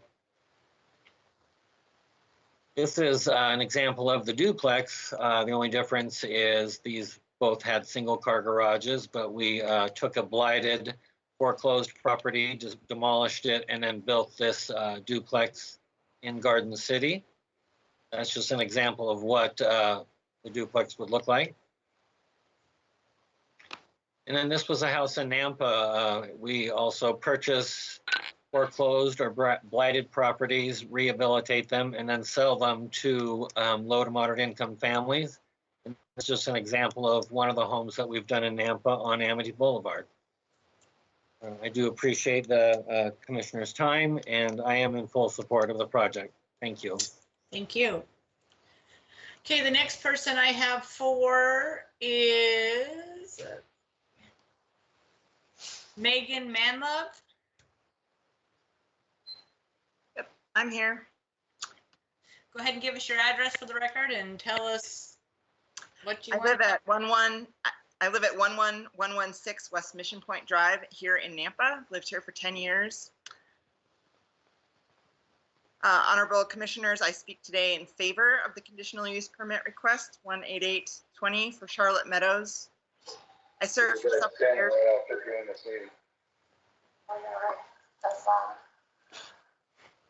Sorry, do I keep going? Yes. I served for several years on the Mayor's Bike Pedestrian Advisory Committee, and I currently sit on the city's Building and Site Design Standards Committee. I attended several open meetings for the Nampa Comprehensive Plan, and the plan supports Charlotte Meadows for all the reasons that have already been listed tonight, but because it promotes infill development and affordable housing.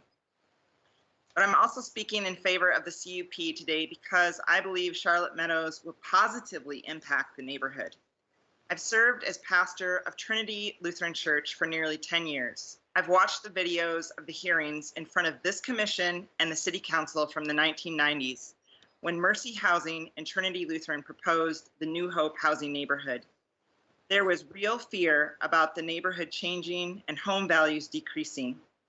The homes and grounds were always well maintained, and so far as I can tell, this affordable housing has only positively impacted the larger neighborhood and the city. Still, I understand the fear. When Mercy Housing wanted to leave Nampa, our congregation created a new nonprofit to manage the homes because we wanted to ensure that the appearances were kept up to our standards. I have watched LEAP Housing Solutions over the last few years go to work in the Treasure Valley, and I have been so impressed with their product and their professionalism. I've been waiting for this nonprofit to join our affordable housing efforts in Nampa. Please grant them the CUP so they can make Charlotte Meadows a reality. We need housing. It is an essential service, just like food, and it won't negatively impact the neighborhood. Thanks. Thank you. I want to remind people, please mute yourself, and you're not to speak unless you are called upon. We have a sign-up sheet that we're going to go through, and then once I've exhausted that sheet, if there's people online that would like to give testimony, we will give you that chance. Everybody will get a chance to speak, so please do not interrupt the people we've recognized to speak. Okay, the next person that I have on the list as 4 is Bud Comfer.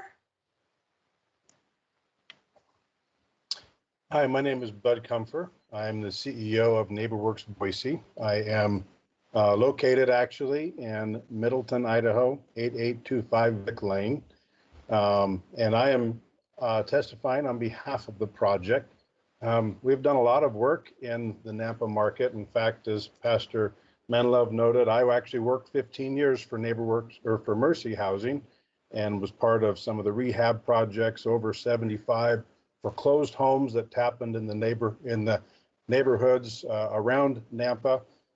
Specifically in Park Ridge Meadows, there was a home that we purchased, rehab, because it had been foreclosed, and put over $40,000 into that to rehabilitate it so that it would fit into the neighborhood there. I now work for NeighborWorks Boise. As Pastor Manlove mentioned, Mercy Housing moved out for the development. So I've had 25 years of development experience for nonprofit development, and have been humbled by the support that communities give us when we really do want to provide housing for families that are in need. I am a product of that. Actually grew up in Twin Falls area, Filer, Idaho, small town. But if it wasn't for that housing opportunity that I saw when I was newlywed, that gave me the opportunity to continue, and then through my life's work, present another opportunities for families in surrounding communities. Specifically, I think Michael Shepard and Bart Cochran really spoke well of what we're proposing here. The energy efficiencies that NeighborWorks does. You saw our pocket neighborhoods. We've done 7 different subdivisions throughout the Ada market, and multiple rehab projects through the Nampa market in Canyon County. Also mentioned the 280 units that NeighborWorks owns between the 2 counties in the greater Treasure Valley. And I always feel that that provides the support to the community. In fact, many cases, such as when the fire departments come and police departments come and provide opportunity on our complexes for social interaction, there really is an upwards mobility for that community and that support that we see around that. That's all I have to say on that portion, and I hope that the council can see really the greater need here. I hope that this is one of many more that can be done to help shore up the need of affordable housing in your community. Oftentimes when you think of affordable housing, when you start putting faces, whether it be your own family's faces that are in need as they move up that ladder, or those that are employed by cities, service women, firemen. These are the faces of affordable housing, and I would encourage the council to consider that as they support this project in Nampa. Thank you. Thank you. Okay, the next person I have for says Thomas Keating, not signed up to speak, but is Thomas online? Okay, we have Thomas on the record as being for this proposal. Bart, we have you as for. We'll give you a chance to answer questions at the end. Okay, the next person, Rebecca Johnston.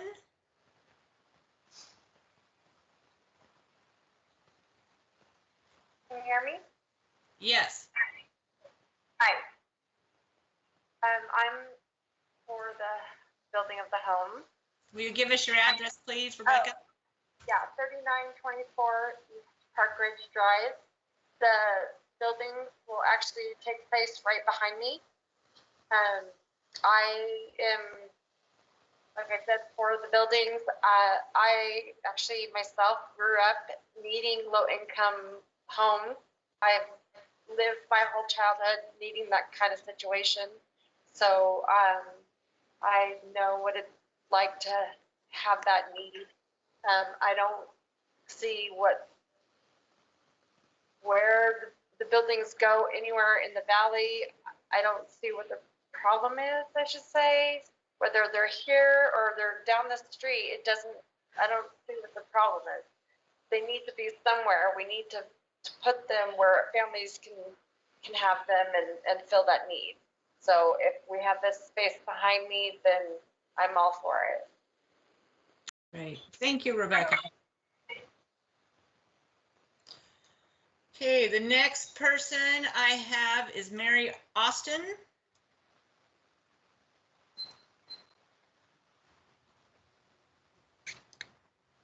Hi, can you hear me? Yes. Awesome. Yeah, I'm Mary Austin. My husband and I live in the farmhouse there at 76 South Grace Lane, and we just started building our new home right next door at 82 South Grace Lane. Our new house will share a fence with this proposed project. We support the duplex for a lot of reasons. For starters, we believe in LEAP's mission. We've toured their housing projects in Boise. Windy Court is really cool, and we are impressed with their attention to detail, their respect for their neighborhood, the passion for serving the needs in the Boise community. We know that their management company chooses families carefully to live in the projects, and they work really hard to keep the homes well maintained. When we had the opportunity to buy our place here in Nampa, we loved the idea of supporting LEAP by selling them some of our land. And initially, we didn't have duplexes in mind, but we found out that duplexes are allowed in the current zoning. And we saw a similar project in Boise and realized it would really offer a good housing solution for more families. So we ended up excited about the idea. As shown, the units will have garages and porches, kind of similar footprint actually to the house that we're building, and even some similar farmhouse architectural details. So we think it will just fit in really nicely. You know, a lot of people understand that affordable housing is a need in the Treasure Valley, but to address the need, we have to go beyond just seeing that it exists. We need to be willing to do something about it. LEAP is doing that by actively seeking places in our community to build more affordable homes.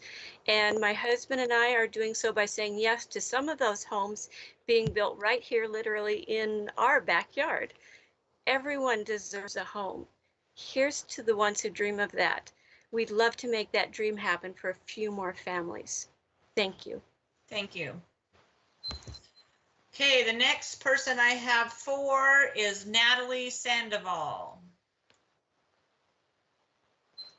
Hey, I'm here. Can you hear me okay? Yes. Yeah, great. My name is Natalie Sandoval. I work for the Nampa School District, and I also live in Nampa. I live at 1112 East Dewey Avenue, 83686. My job with the Nampa School District is the McKinney-Vento Homeless Education Liaison. I also serve on the board of Jesse Tree, which works to resolve and housing prevention basically in Ada and Canyon County. I also serve as the chair of our Region 3 Housing Coalition, which serves 9 counties within Southwest Idaho, and Canyon being one of those counties. I'm primarily here in support of the Charlotte Meadows project and really want to talk about the work that I do with the district. My work with the district is to serve all 23 of our schools plus 3 of the charter schools that fall under our LEA. I work to serve families and students that are experiencing homelessness. Just to give you an idea of the numbers that we served this past year, we served and identified 1,125 persons that were homeless. That's between the ages of 0 and 21. That's approximately 578 families in our community that were without adequate, stable, safe, nightly shelter. Specifically, it was mentioned earlier, the schools that are going to be served by the Charlotte Meadows project, Park Ridge, East Valley, and Columbia High School. All three of those schools are Title I schools, which means they serve a high percentage of families that are low income, so they receive that federal designation. Of students that Park Ridge serves, 60% of those are low income. East Valley is the same percentage, 60%, and Columbia High has 46% of its students that fall into that low income bracket. I think that's really important because what that says to me is the area that Charlotte Meadows is going to serve certainly has need there. You know, my job every day is hearing from the families in this community that are struggling to find adequate housing. These are families that are working in Nampa and trying their best to reside in Nampa. We all know that there has been a growing gap between wages and rent in our growing community. And I see those families' struggles to find permanent places. You heard earlier, too, that housing is very much related to health. And what we've seen in communities that have access to quality, affordable housing, we see the risk of food insecurity for children going down. We see the risk of being seriously underweight going down. We see primary healthcare visits going up and ER visits going down. All of that factors into the emotional and social well-being of children, which certainly impacts our educational outcomes. So I am in strong support of affordable housing and the work that LEAP and NeighborWorks can bring to our community. The units are so needed, and as so many have said, we can do so much more, and I'm hopeful that we approve the conditional use permit for this project, and I hope that there's more to come. Thank you.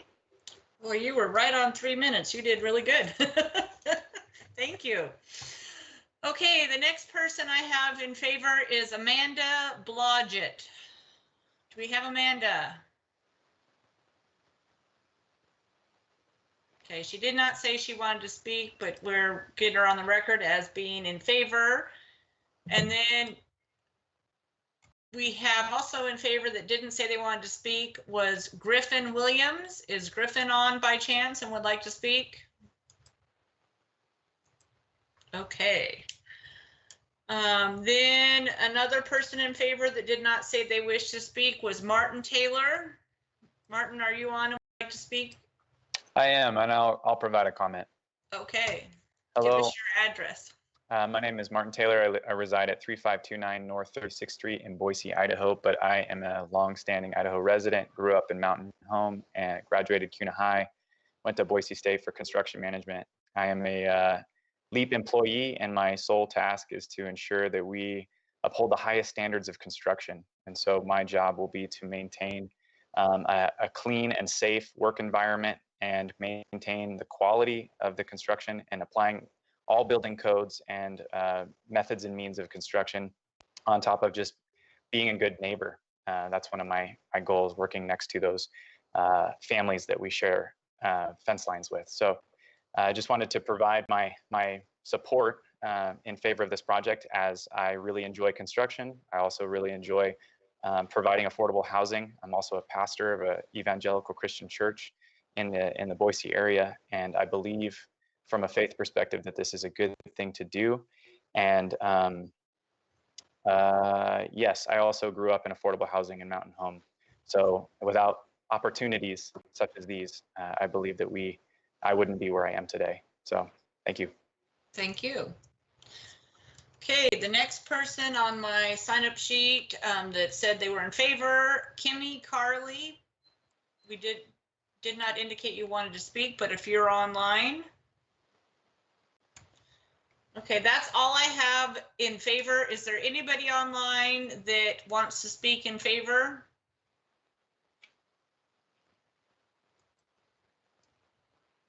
Okay, all right. Now we're going to go to opposed. Favor or opposition? These people here, do they want to speak in favor or opposition? Opposition. Do we have people in the chambers, Rodney, that We do. They're signed up on the sheet. Okay. So, and they're in opposition. Okay, so I'll get to them. All right. So the first person opposed that didn't say they wanted to speak was Miriam Sellers. Is Miriam online or in person would like to have any comments or just be on the record as opposed? Okay, She we also got, submitted a letter. right, I remember reading her letter. So we've got her on the public record for that. Then opposed next is Laura Roeto. I don't want to mispronounce your name, Laura. Rocho? Okay. It's Roeto. Roeto. I was right the first time. All right, Laura, give us your address for the record and tell us why you're opposed. She's here in the council chambers. Okay. So my name is Laura Roeto. My husband and I and our 5 kids live at 66 South Grays Lane. We are within the 300 feet. Oh, sorry. I meant to say, thank you, Madam Chair and Commissioners. I'm new at this. So we are within 300 feet of this development. We weren't invited to the block party. And if we had been invited, I don't think it would have been much of a party because I'm not super excited about the duplexes going in. And I resent the fact that I'm being portrayed as someone who is against people who are poor and people who need help, because I'm not that kind of a person. My husband and I give a portion of our income every month to support those who are in need. And I reach out to many people in our community. The fact that I do not want duplexes here does not mean that I'm against affordable housing or anyone being helped in their time of need. So obviously I oppose this conditional use permit. Duplexes are not compatible with our established single-family home neighborhood. There are no apartments, townhomes, or duplexes in the surrounding subdivisions or anywhere on Grays Lane, as Rod indicated in his presentation. The addresses in question are surrounded both on the north and south of Grays Lane by larger lots, which are all around an acre or more. So I'm not going to go through the zoning again, the ordinance again, because Rod did already talk about it. But I don't feel that duplexes are in harmony with the existing scale, bulk, coverage, and density of the homes surrounding the proposed addresses. By nature, duplexes are designed to expand the coverage, scale, and density provided by a normal single-family home by squeezing more people onto the same amount of land.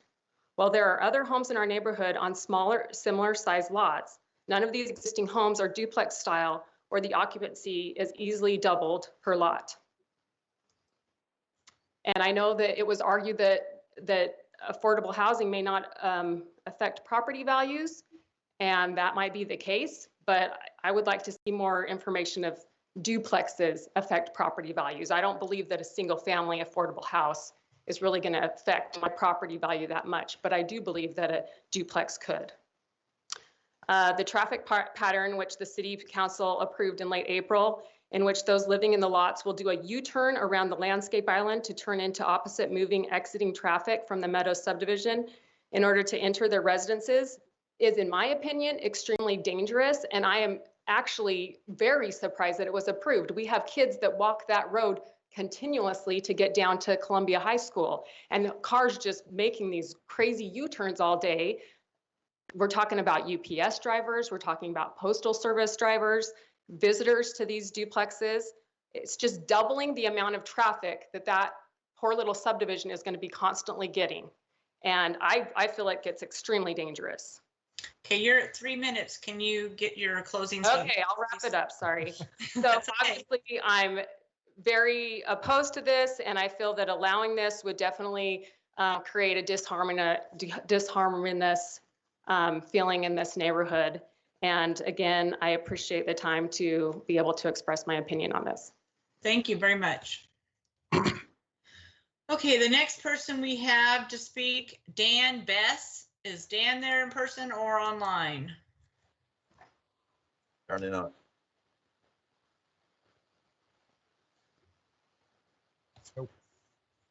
No Dan in person? Nope, not here. No. Okay, and Dan doesn't seem to be online that I can.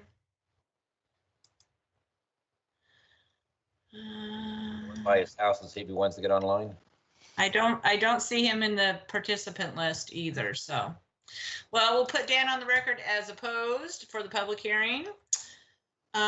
We also have Molly Langford as opposed, did not want to speak unless Molly is online or in person and has changed her mind.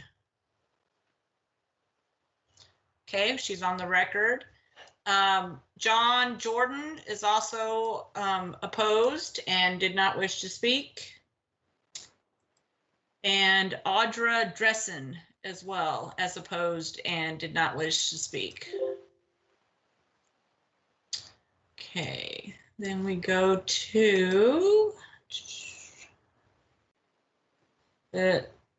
Jason Dressen says he wishes to speak and he's opposed. Is Jason online or in person? Nope. Not here. No. Okay, well, he's on the record as opposed. Kathleen Kuhn is also opposed, but did not indicate she wished to speak. Same with Kristen Graves. Okay, the next person who wants to speak is Lonnie Noble. Is Lonnie in person or online?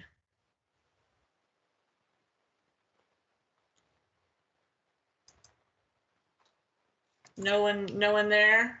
No one here. Okay, then we are to Paul Dilly, opposed, wishes to speak. I think Yep, I'm here. You got me? Yep, give us your address and tell us your story. Paul Dilly, 4225 East Park Ridge Drive. That is the road that the proposed duplexes will be on. Thank you for taking this time. This meeting's going way longer than I thought it would, so I'll try to be quick. I echo what Laura had to say. I'm totally for affordable housing. I'm hoping that the commission will recognize how bad of a fit duplexes, specifically in this location, are, and that perhaps SPART and LEAP will come back again another time and go for single family homes that will fit that lot and be a little safer. I did not attend the May meeting. I saw that they were doing 4 homes on that space in that whole subdivision that they're referring to. And I was surprised by it, but okay with it. And then when they turned around and changed it to duplexes, I got very concerned. I wish this commission could come and meet me on the street and walk down that road, which many families do very frequently. When I get to that point on the road, I grab my kids and I hold their hands because I'm nervous at the cars coming the other direction. If they do flip a Yui, it's really a blind spot. If my kid ran out in the road, if that car turns the Yui and swings a little wide and gets up on the sidewalk, it's dangerous. So I'd like you to see that. I also want to just kind of recognize that most of the people in the packet that wrote in, sent letters, were all local residents in the neighborhood within probably a mile, I guess, of the proposed CUP. And I don't know why there were so many last minute call-ins, because we were told we only had till Wednesday last week to submit a written letter. Otherwise, we had to speak tonight, which is why I'm speaking, because I didn't get my letter written on time Wednesday. So I think we're missing a lot of voices that thought they missed out on it. And most of those voices that spoke in favor, a good majority of them were Boise residents, including Leap Housing and other partnership. They're not Nampa residents. They're not people here in Nampa. Of the people that are in Nampa, they seem to be involved with affordable housing and commissions and things like that. And again, I'm all for affordable housing. I think it is great. And I really would not even mind if there were 2 single family homes in that area, but 2 duplexes in that spot, it's kind of crazy to do that. So that's said my piece. All right, thank you. Okay, I have other people that have signed up that wish to speak, but they have not indicated either way if they're opposed or for. So I'm going to go down that list and we'll see where you guys fall. I have David Gordon wishing to speak one way or the other. Do we have David in person or online? He's there. He's muted. Hello, sorry, is that better? Yes. Give us your name and address for the record and tell us what side you're on. Yeah, first of all, my name is David Jordan and I live at 4209 East Park Ridge Drive. Okay. I appreciate the invitation and the ability to be on this call, first of all. I am against this development for a few reasons.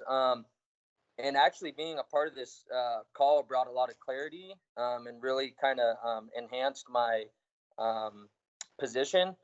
A few key things that I kind of picked up on tonight that I'm concerned about is, again, this is duplexes and it was originally pitched as single family homes. Duplexes certainly do not coincide with the surrounding homes. You guys spoke about Charlotte Meadows. In the Meadows, which is essentially the neighborhood that you would enter to get to these duplexes, these homes in the Meadows are they're nice homes, and duplexes would not fit the landscape. My only two other concerns, is the safety of traffic with the U-turn. There's a four-way stop. There's actually not a stop sign at that four-way stop. You have to yield within about, I would say, 30 yards of where these cars would be doing a U-turn. And again, completely unsafe. And this street is traveled a lot by kids going to and from the school. My only other concern, and again, I am for affordable housing, but a little bit of me is questioning the integrity of Leap Homes and their go to business strategy. There's a lot of loose ends and a lot of what ifs and contingents and maybes. And that makes me a little insecure with this development as well. So again, thank you so much. I am against it. If there was a little more clarity and not as much flip flopping, then I would be willing to take a look at it. Thank you. Thank you. Okay, the next person I have that said they wanted to speak, Wendy Dlugos. Do we have Wendy online or in person?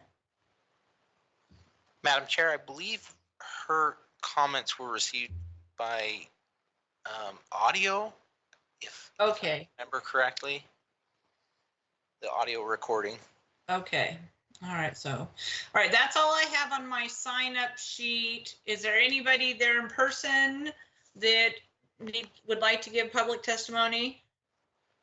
We do have two people. Okay. Whoever you want to pick first, Rodney. I can't see anybody.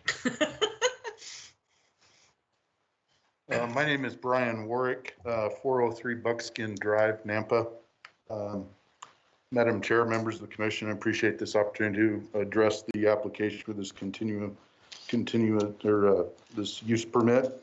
I was muted. Applicant The fucking microphone to have is supposed to developed a large coalition of support, but I think it's notable that of those people, they're in support of affordable housing, but they don't live in the neighborhood where this impact would be.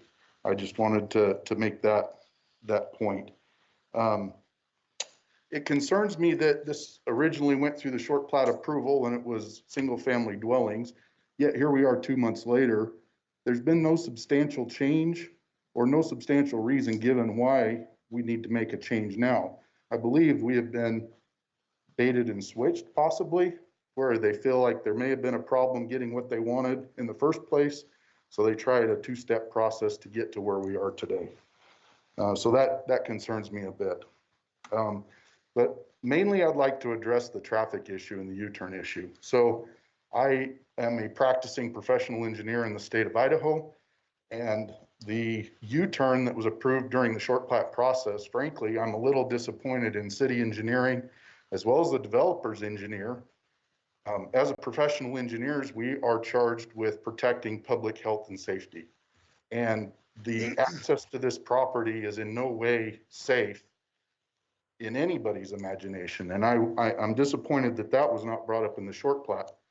approval process. So to add duplexes as opposed to single family homes and double the problem, to me, makes it an even more egregious error. I drive a small Ford Ranger pickup. I actually did the U-turn tonight, and I can't make the complete U-turn without driving up on the sidewalk. So that alludes to Mr. Dilly's thing. You know, my family walks and bikes along this road in that area, and it is, with that landscaping island, it is very narrow. And so I would ask that you deny the conditional use permit. I would also ask that if you, for some reason, see fit to grant the use permit, that you would consider one of the conditions would be for the owner to provide access off of Gray's Lane between the existing house and the new developments, and provide all that access back to the two back lots off of Gray's Lane instead of Park Ridge Drive. By cramming duplexes on the lot, there's no green space. You would assume with a 4-bedroom, 2-bath duplex, there's probably kids involved, so there's nowhere for them to play. So they're naturally going to progress out into the street. There's also no street parking for visitors of any sort to these dwellings. And those are conditions that I see, if this were to get approved, that those need to be addressed. So I appreciate the time to speak. Thank you. Thank you. And Rodney, we have a second person in person that would like to testify. We do. And then a previous person you called on didn't speak up, I believe. Bill Okay. Mitchell is also online. So Okay, well, we will go back to anybody online when we're done with this one.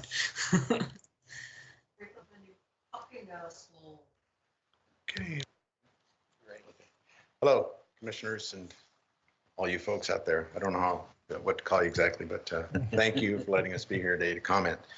My name is John Hochhalter, address 4103 East Iris Court, Nampa. I live in the Meadows at Park Ridge Subdivision, the one in question.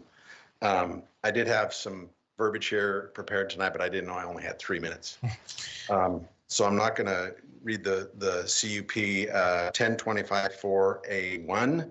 You folks can, I've handed you some handouts there and a map of the intersection involved and whatnot. I will make a few comments here. The location, size, and design and operating characteristics of the proposed development will be compatible with and not adversely affect the livability or appropriate development of abutting properties in the surrounding neighborhood. Okay, that's in the code there, and that's not being met. Location. This is the real issue here. A duplex should not be located in this neighborhood. The proposed duplexes would be within a residential area that does not have any duplexes or multifamily housing units. So why now and why here? I want to make note also, I think it's an egregious thing, and it really upsets me quite a bit, that those speaking in favor are a lot of people who don't even live in the area. They live in Boise. It is very obvious they were given speaking points and things to talk to. They have no skin in the game whatsoever. Okay, I'm very offended by that, and a lot of us are. People like that should not be making comments at a Nampa City meeting. There were a few Nampa residents, and none of them live in the proposed area. Okay, that doesn't go over our heads. We recognize that, and we don't appreciate it at all. Operating characteristics. In talking with Christy, one of the city planners, she was informed there'll be 2 cutouts of driveways coming off of Park Ridge. We know all about that. Again, I'm having to rush through this because of a lack of time. Will be compatible with and not adversely affect the livability of abutting properties in the surrounding neighborhood. The gentleman who I think first spoke talked to some research that said multifamily units do not affect the property values of surrounding single family housing dwellings. I cannot refute that, but I highly doubt that there's no research out there to rebut you, sir. I'm sure there is. You can pick and choose what you want, but I'm sure you're wrong about that. So you can tell I'm a little bit fired up here. Bulk, scale, and density are being violated. The parts of the code that read to that are being violated by this development. Okay, you've got time outside of this meeting. You can read the handouts they gave you to support that. Rodney, you speak to a couple of multifamily units in north of Park Drive. My wife and I drove the entire square mile. We couldn't see any. Are there some that exist? I don't know if you can go to that. But anyway, the point is, if there are, there's a few of them. Okay, but definitely not in the neighborhood. Okay. So also, There's a possibility of future developments of more duplexes and apartments. The man that spoke first admitted to that. Are you kidding me? We're gonna have more duplexes and apartments in this area? I think not.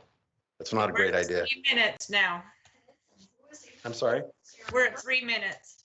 Okay, well, obviously I'm against the proposed development, and I think it'd be very bad for the neighborhood and would definitely put people at risk and decrease our property values. And we also need to consider the roundabout at Happy Valley and Victory, which has not been completed. And you talk about a traffic cluster. I invite you to go out there and be there at rush hour and whatnot, and this can do nothing but make more of a problem for us. Thank you. Okay, we had somebody that is online that would like to speak. Yes, can you hear me? Yes, give us your name and address for the record. And I go by Bill Mitchell and my address is 70 South Grays Lane. Okay.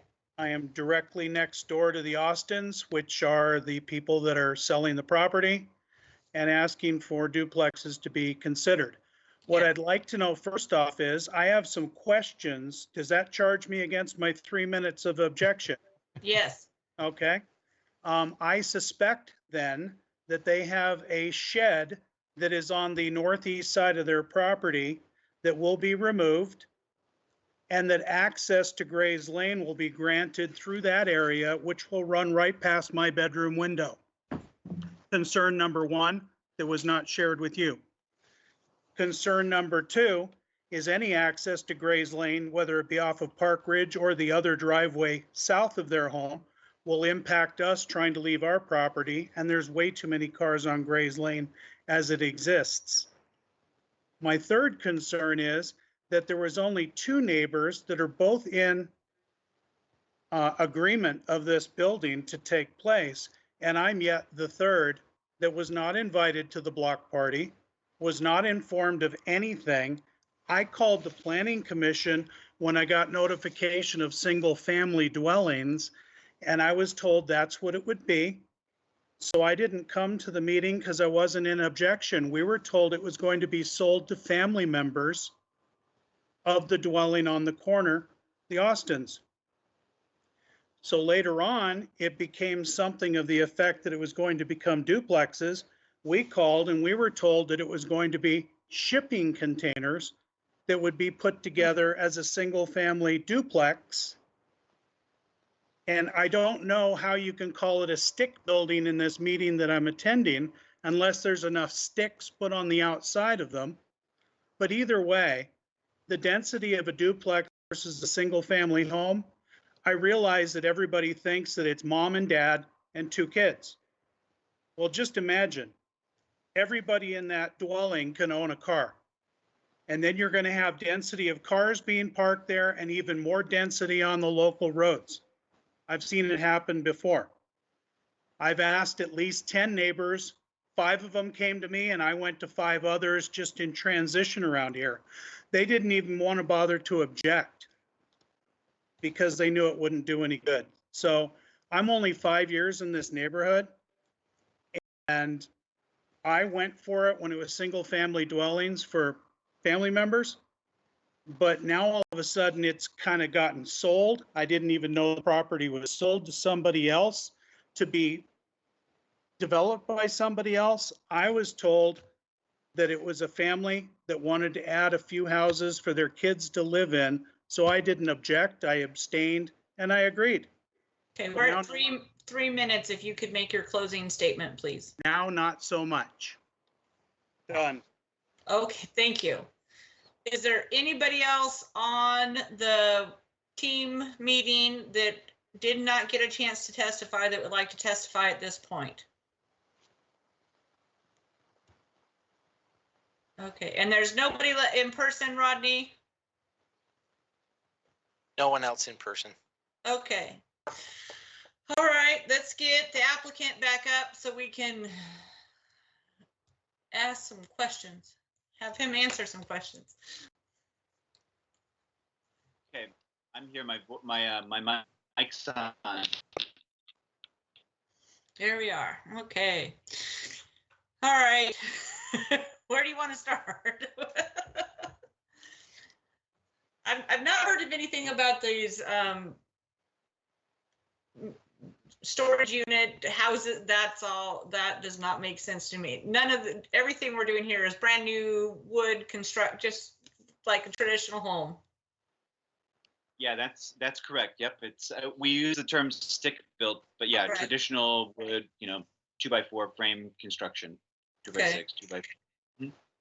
Yeah, I think what got that where the misinformation came from is that we have worked with a company called IndieDwell in the past, and IndieDwell creates affordable housing. Their factories out in Caldwell, and I think some misinformation got spread around the neighborhood, and I think it's sort of what caused folks to get fired up.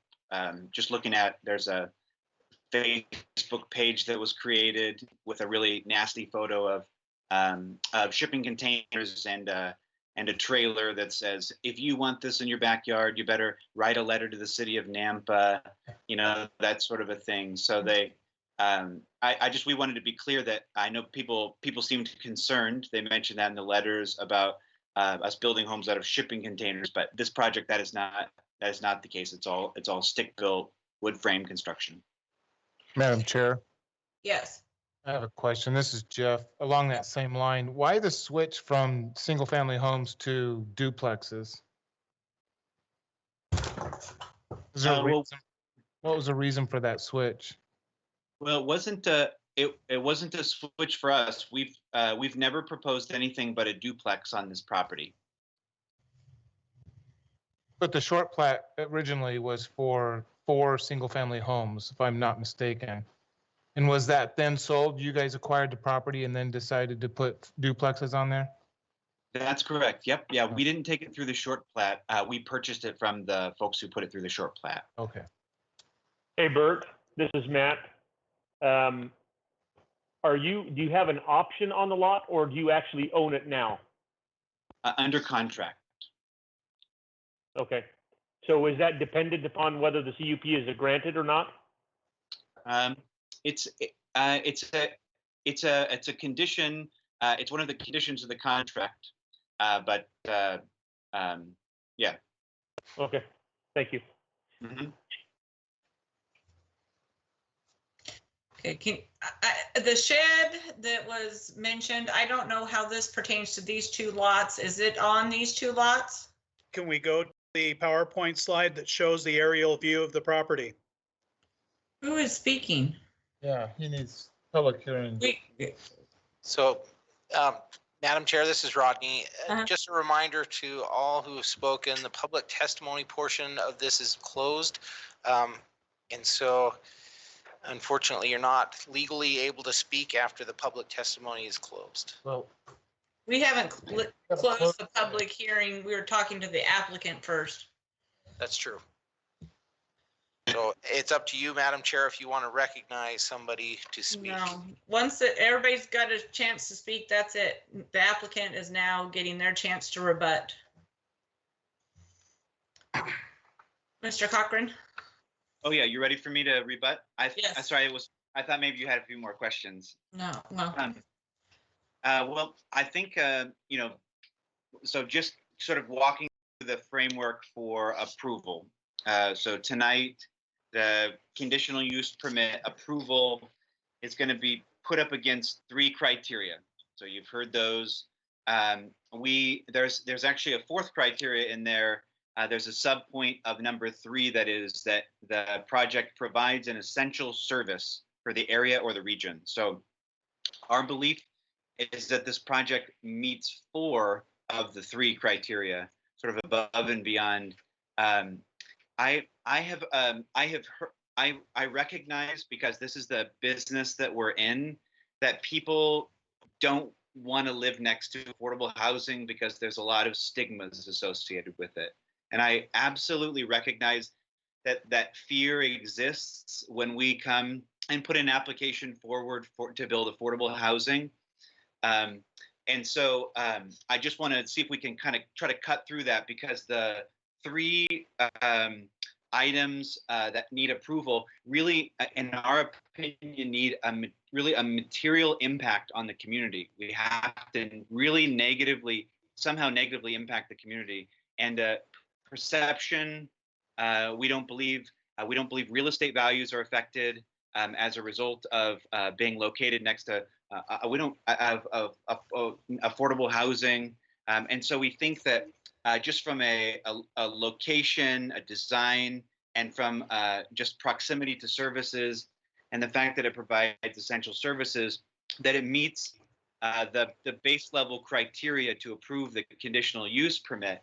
And I think at the end of the day, that's kind of the core piece of the decision tonight is, it's the future, the comprehensive plan is in my opinion, what really tips us over the edge. And it seems to me the comprehensive plan, the consolidated plan, the action plan for the city of Nampa is very, very clear about the direction it's going. It is focused on a future zone that is a higher density than a homogeneous single family community over and over and over. There is going to be diversity of housing. It says it in the comprehensive plan. Affordable housing is going to be a focus on infill development. Over and over and over, the comprehensive plan points out those as the priorities of the city, including the reduction of barriers so that affordable housing can get done because of the stigmas that affordable housing has to overcome in order to be able to get approved. Just a couple examples. One of the strategic objectives is welcome the diversity of housing. There's a lot of talk about the concept of kind of the mixing incomes, mixing the diversity of the types of housing in neighborhoods. And so I refute the idea that, hey, just because there's single family homes nearby mean that everything has to be single family homes. That's just reading the comprehensive plan. That is clearly not the direction that the city is going with the comprehensive plan. And my understanding is the comprehensive plan is the charge to the city in terms of land planning. And so I just ask that you sort of, try to do the best you can to filter the sort of fear and anxiety, the sort of what we would call not in my backyard mentality, and help us just kind of walk through. We've worked really hard to make sure that we preserve the streetscape. We've participated with the approved access points. We're going to do all the landscaping that was approved in the short plat. We're going to use the same access point that the short plat approved. We're going to even move the units to the back, move the garages off the street so that we can preserve the look and feel of that street front, because we know it's the entry point to the neighborhood. We've really gone out of our way to try to pull people together to try to get the design feedback, the type of feedback on this project, and we've just had very little response. We've provided our contact information to the folks that are within 300 feet, and we didn't hear from most everybody that testified tonight. Could have contacted us. So anyways, all that to say, I just, in our humble opinion, we're a public entity. We are a nonprofit corporation. We're not for-profit developers here. We're just trying to advance the mission of affordable housing. We do it when we see that the zoning applies. Duplex is allowed use. The city is saying this is the direction we're going, and these are the tools we're going to use to get there. And so we're advancing that along. We see ourselves as a public entity, so we're handing ourselves over to you from that perspective. And so I think just from a approval standpoint, I think we meet the 3 and a 4th criteria. And then finally, I think with the sort of overwhelming amount of content in the comprehensive plan, which I know we don't all have time to go through all those details, I think there's just overwhelming support for planning and zoning to be able to say yes to our application. And I just want to quote our neighbor, which I think is really key to know that the 2 parcels that touch this project support this project. Those people will be the most impacted by, but she says, here's to the ones who dream Let's make the dream happen for more families. So with that, I'll yield to any more questions you might have. Commissioners, do you guys have any questions? Nope, not here. Madam Chair, Yes. this is Rodney. There was a question about multifamily in the area. Would you like me to address that Yes, question? please. So in my presentation, I highlighted a couple that were just recently approved. That doesn't mean they're constructed. One is just north of Park View Drive along Kings Road, and then just north of Victory Road and to the east of Kings Road is also another one that has multifamily, at least the zoning approved for multifamily in the future. Rodney, Yes. two things. Do we have anybody from engineering can answer questions? Daniel is online right now. Okay. Also, could we put the commissioners up on the screen rather than the public? I'd rather hear or look. I will try. I'm not sure how to do that. Mine won't let me put my video on, so you're stuck just listening to me. Yeah, it looks like I can only pin one at a time. Is that Adam? Yeah, that's Adam. Yeah, take Adam off there. We don't want to see that. Okay, so engineering is here. Daniel? Yes, I am. Daniel, there seems to be a lot of concern, and I have concern about the entranceway. And it seems to me we talked about this in the past, but the situation seems to be exasperated now because we got a fourplex or two duplexes rather than two single-family homes. Why did we approve the entrance with that island in the middle like that? Well, so the island is not owned by the city. If it were within public right-of-way, we would have likely conditioned them to remove a section of it for the drive approaches. However, because that is private property and that's how it was allowed to develop back in the early 2000s, we don't feel it's within our, we don't feel it's appropriate to require the development to go and try and purchase from an potentially unwilling seller a portion of that island to be able to still develop this infill property. Okay, is there any way to lessen, I mean, the comments that the people that live there make, I'm sure are very valid. People making U-turn probably do have to drive on the sidewalk to make the U-turn. And people turning into those driveways at these duplexes are going to have to make a U-turn, which is, again, inherently dangerous. Is there any other engineering solution than having that island in the middle and the two driveways coming off of Park Ridge? So there, had the plat been platted with a common driveway out to Gray's Lane, that could have alleviated that. However, that's not what was proposed or approved previously. So we're stuck is what where you're the saying. lots are already created, that's not necessarily something that, if all of the lots were involved in this, then you may have the opportunity to do that. I will say that while making the U-turn there may be a little tight, it is, there is the intersection just past there, which has plenty of room for a typical U-turn within it. Yeah, I see that. And that was the discussion we had at the time when the short plat was being approved. Okay, thank you. Do any other commissioners have questions for staff or the applicant?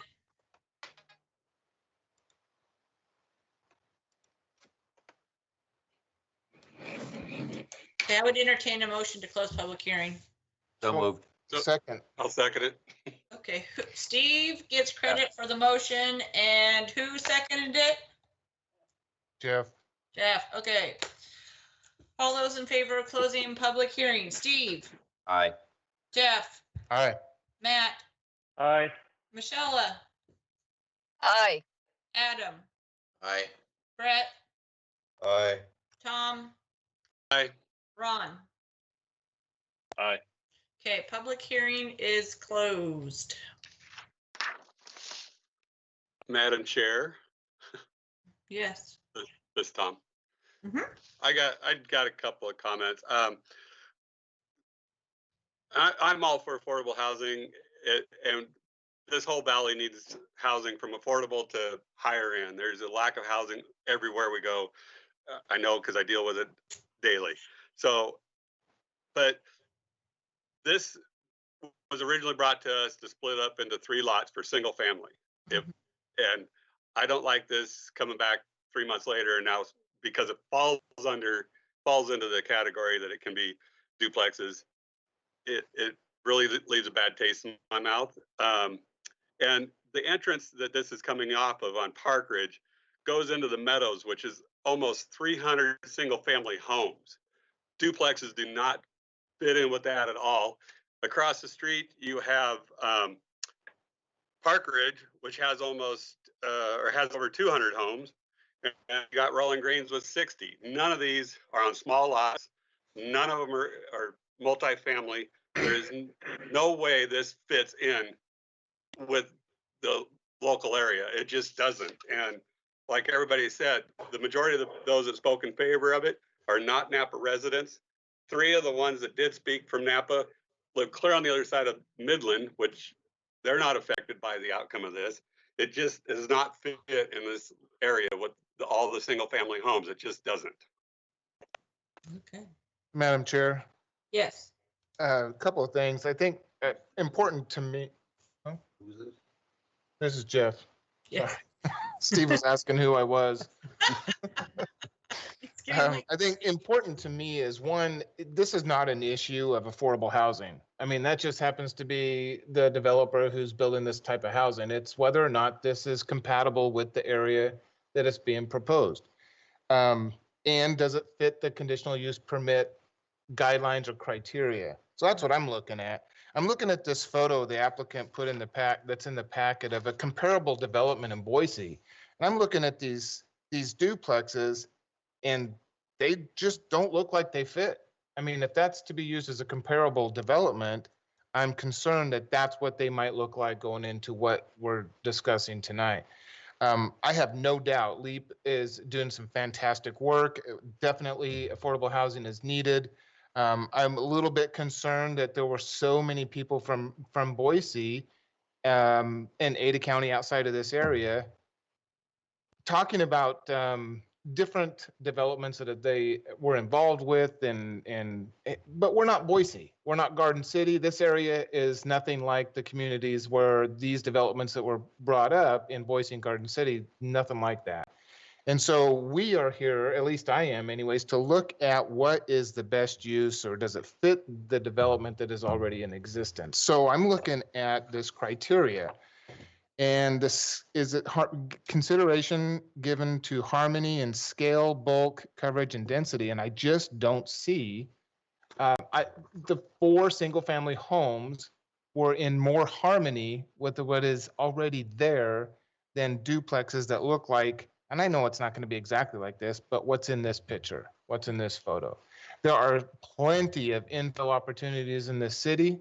There's plenty of area to build affordable housing in more compatible areas. So I am not in favor of this CUP being approved. Madam Chair, Yes. Steve here. I am a Nampa City Planning and Zoning Commissioner. Yes, At sir. one point in my life, I was an Ada County Planning and Zoning Commissioner. And when I lived in Ada County, I listened to what the people from Ada County would tell me what they liked and what they didn't like. Now that I'm living in Nampa and I'm a Nampa City Planning and Zoning Commissioner, I don't like people from Boise coming over here and telling me what they like here. So first off, that got my hackles up. I want to listen to the people that live here and live in this subdivision, not 20 miles away. So my initial inclination was to approve this CUP because I think we need affordable housing. However, it doesn't seem like anybody wants it except the people that live outside of the city. And that's my feelings. Madam Chair, this is Ron. I think a lot of if you listen to a lot of the testimonies, the people that live in the subdivision there aren't necessarily opposed to affordable housing. They're just opposed to the duplexes and the density. And with the history of this application and project, now I understand the applicant didn't push the short plat through. That was a previous applicant, so he just bought the short plat, or is attempting to purchase the short plat. So, I think if there's a way that they can kind of come together and do this project in a single family type manner, it might be more appeasable to the neighborhood. So again, like you, Steve, I was kind of coming in here a champion of affordable housing because it's what the community needs, especially at the times we're in today. But after hearing the public testimony, I really don't think it fits with the criteria of how we make our decisions. So I think if there's a way that the applicant can come back with a non-duplex or multifamily related design, then that might fit. And I don't know if that's possible, but that's kind of where I'm at on this one. Okay. Madam Chair, it's Matt. I just echo what's been said by Jeff and by Tom and by Ron and Steve. I echo the same sentiments. Okay, so somebody want to make a motion? Oh, where's my?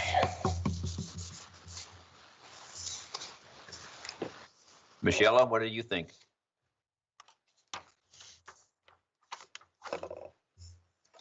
I agree with what everybody else said as well. I think there's a kind of a bait switch here. So Madam Chair, I'll make a motion. This is Jeff, that we deny the conditional use permit for 2 duplexes in an RS6 zoning district totaling 4 dwelling units at 3908 and 3916 East Park Ridge Drive for the newly platted Charlotte Meadows subdivision for Leap Housing Solutions representing John and Mary Austin. Second for Steve. Okay. Motion by Jeff, second by I'd Steve. just like to make a comment or discussion on the Okay. motion. Motion. I just. Who is this I speaking? don't. This is Ron. Sorry. Ron. I don't feel that there was a bait and switch, as Michelle said. I don't think she meant to speak for everybody, but just the way it came out, I don't think it was a bait and switch. I think the current applicant's trying to is using the code to get an approval on his application. I don't feel he baited and switched the neighborhood at all. So no, just want to put that out there. Yeah, and Ron, I agree. This is Jeff, and I agree, and I think that's a very important point to make. It definitely was not a bait and switch because it was 2 different circumstances. 2 different owners. Yeah. So thanks for bringing that up. Yes, thank you for clarification. All right, so motion by Jeff, second by Steve to deny the conditional use permit. All those in favor of the denial, Steve, Aye. Jeff, Aye. Matt, Aye. Michelle, Aye. Adam, Aye. Brett, Aye. Tom, Aye. Ron. Aye. Okay, it's been denied. You can appeal this decision to the city council. You have 20 days if you want to take it before them. And, everybody will get notified and do public testimony again if you so choose to do that. But that is the last. Madam Chair, Yes? I would like to just thank Bert for the work he did. He did admirable work in the presentation that he made and the arguments he made. Admirable, and so we appreciate him coming and participating in this. It's just unfortunate that it didn't work out, but we do appreciate what you're doing with the affordable housing. Definitely. I second that for sure. All right, so that concludes everything. Our meeting is adjourned till next time. And Sylvia, thank you.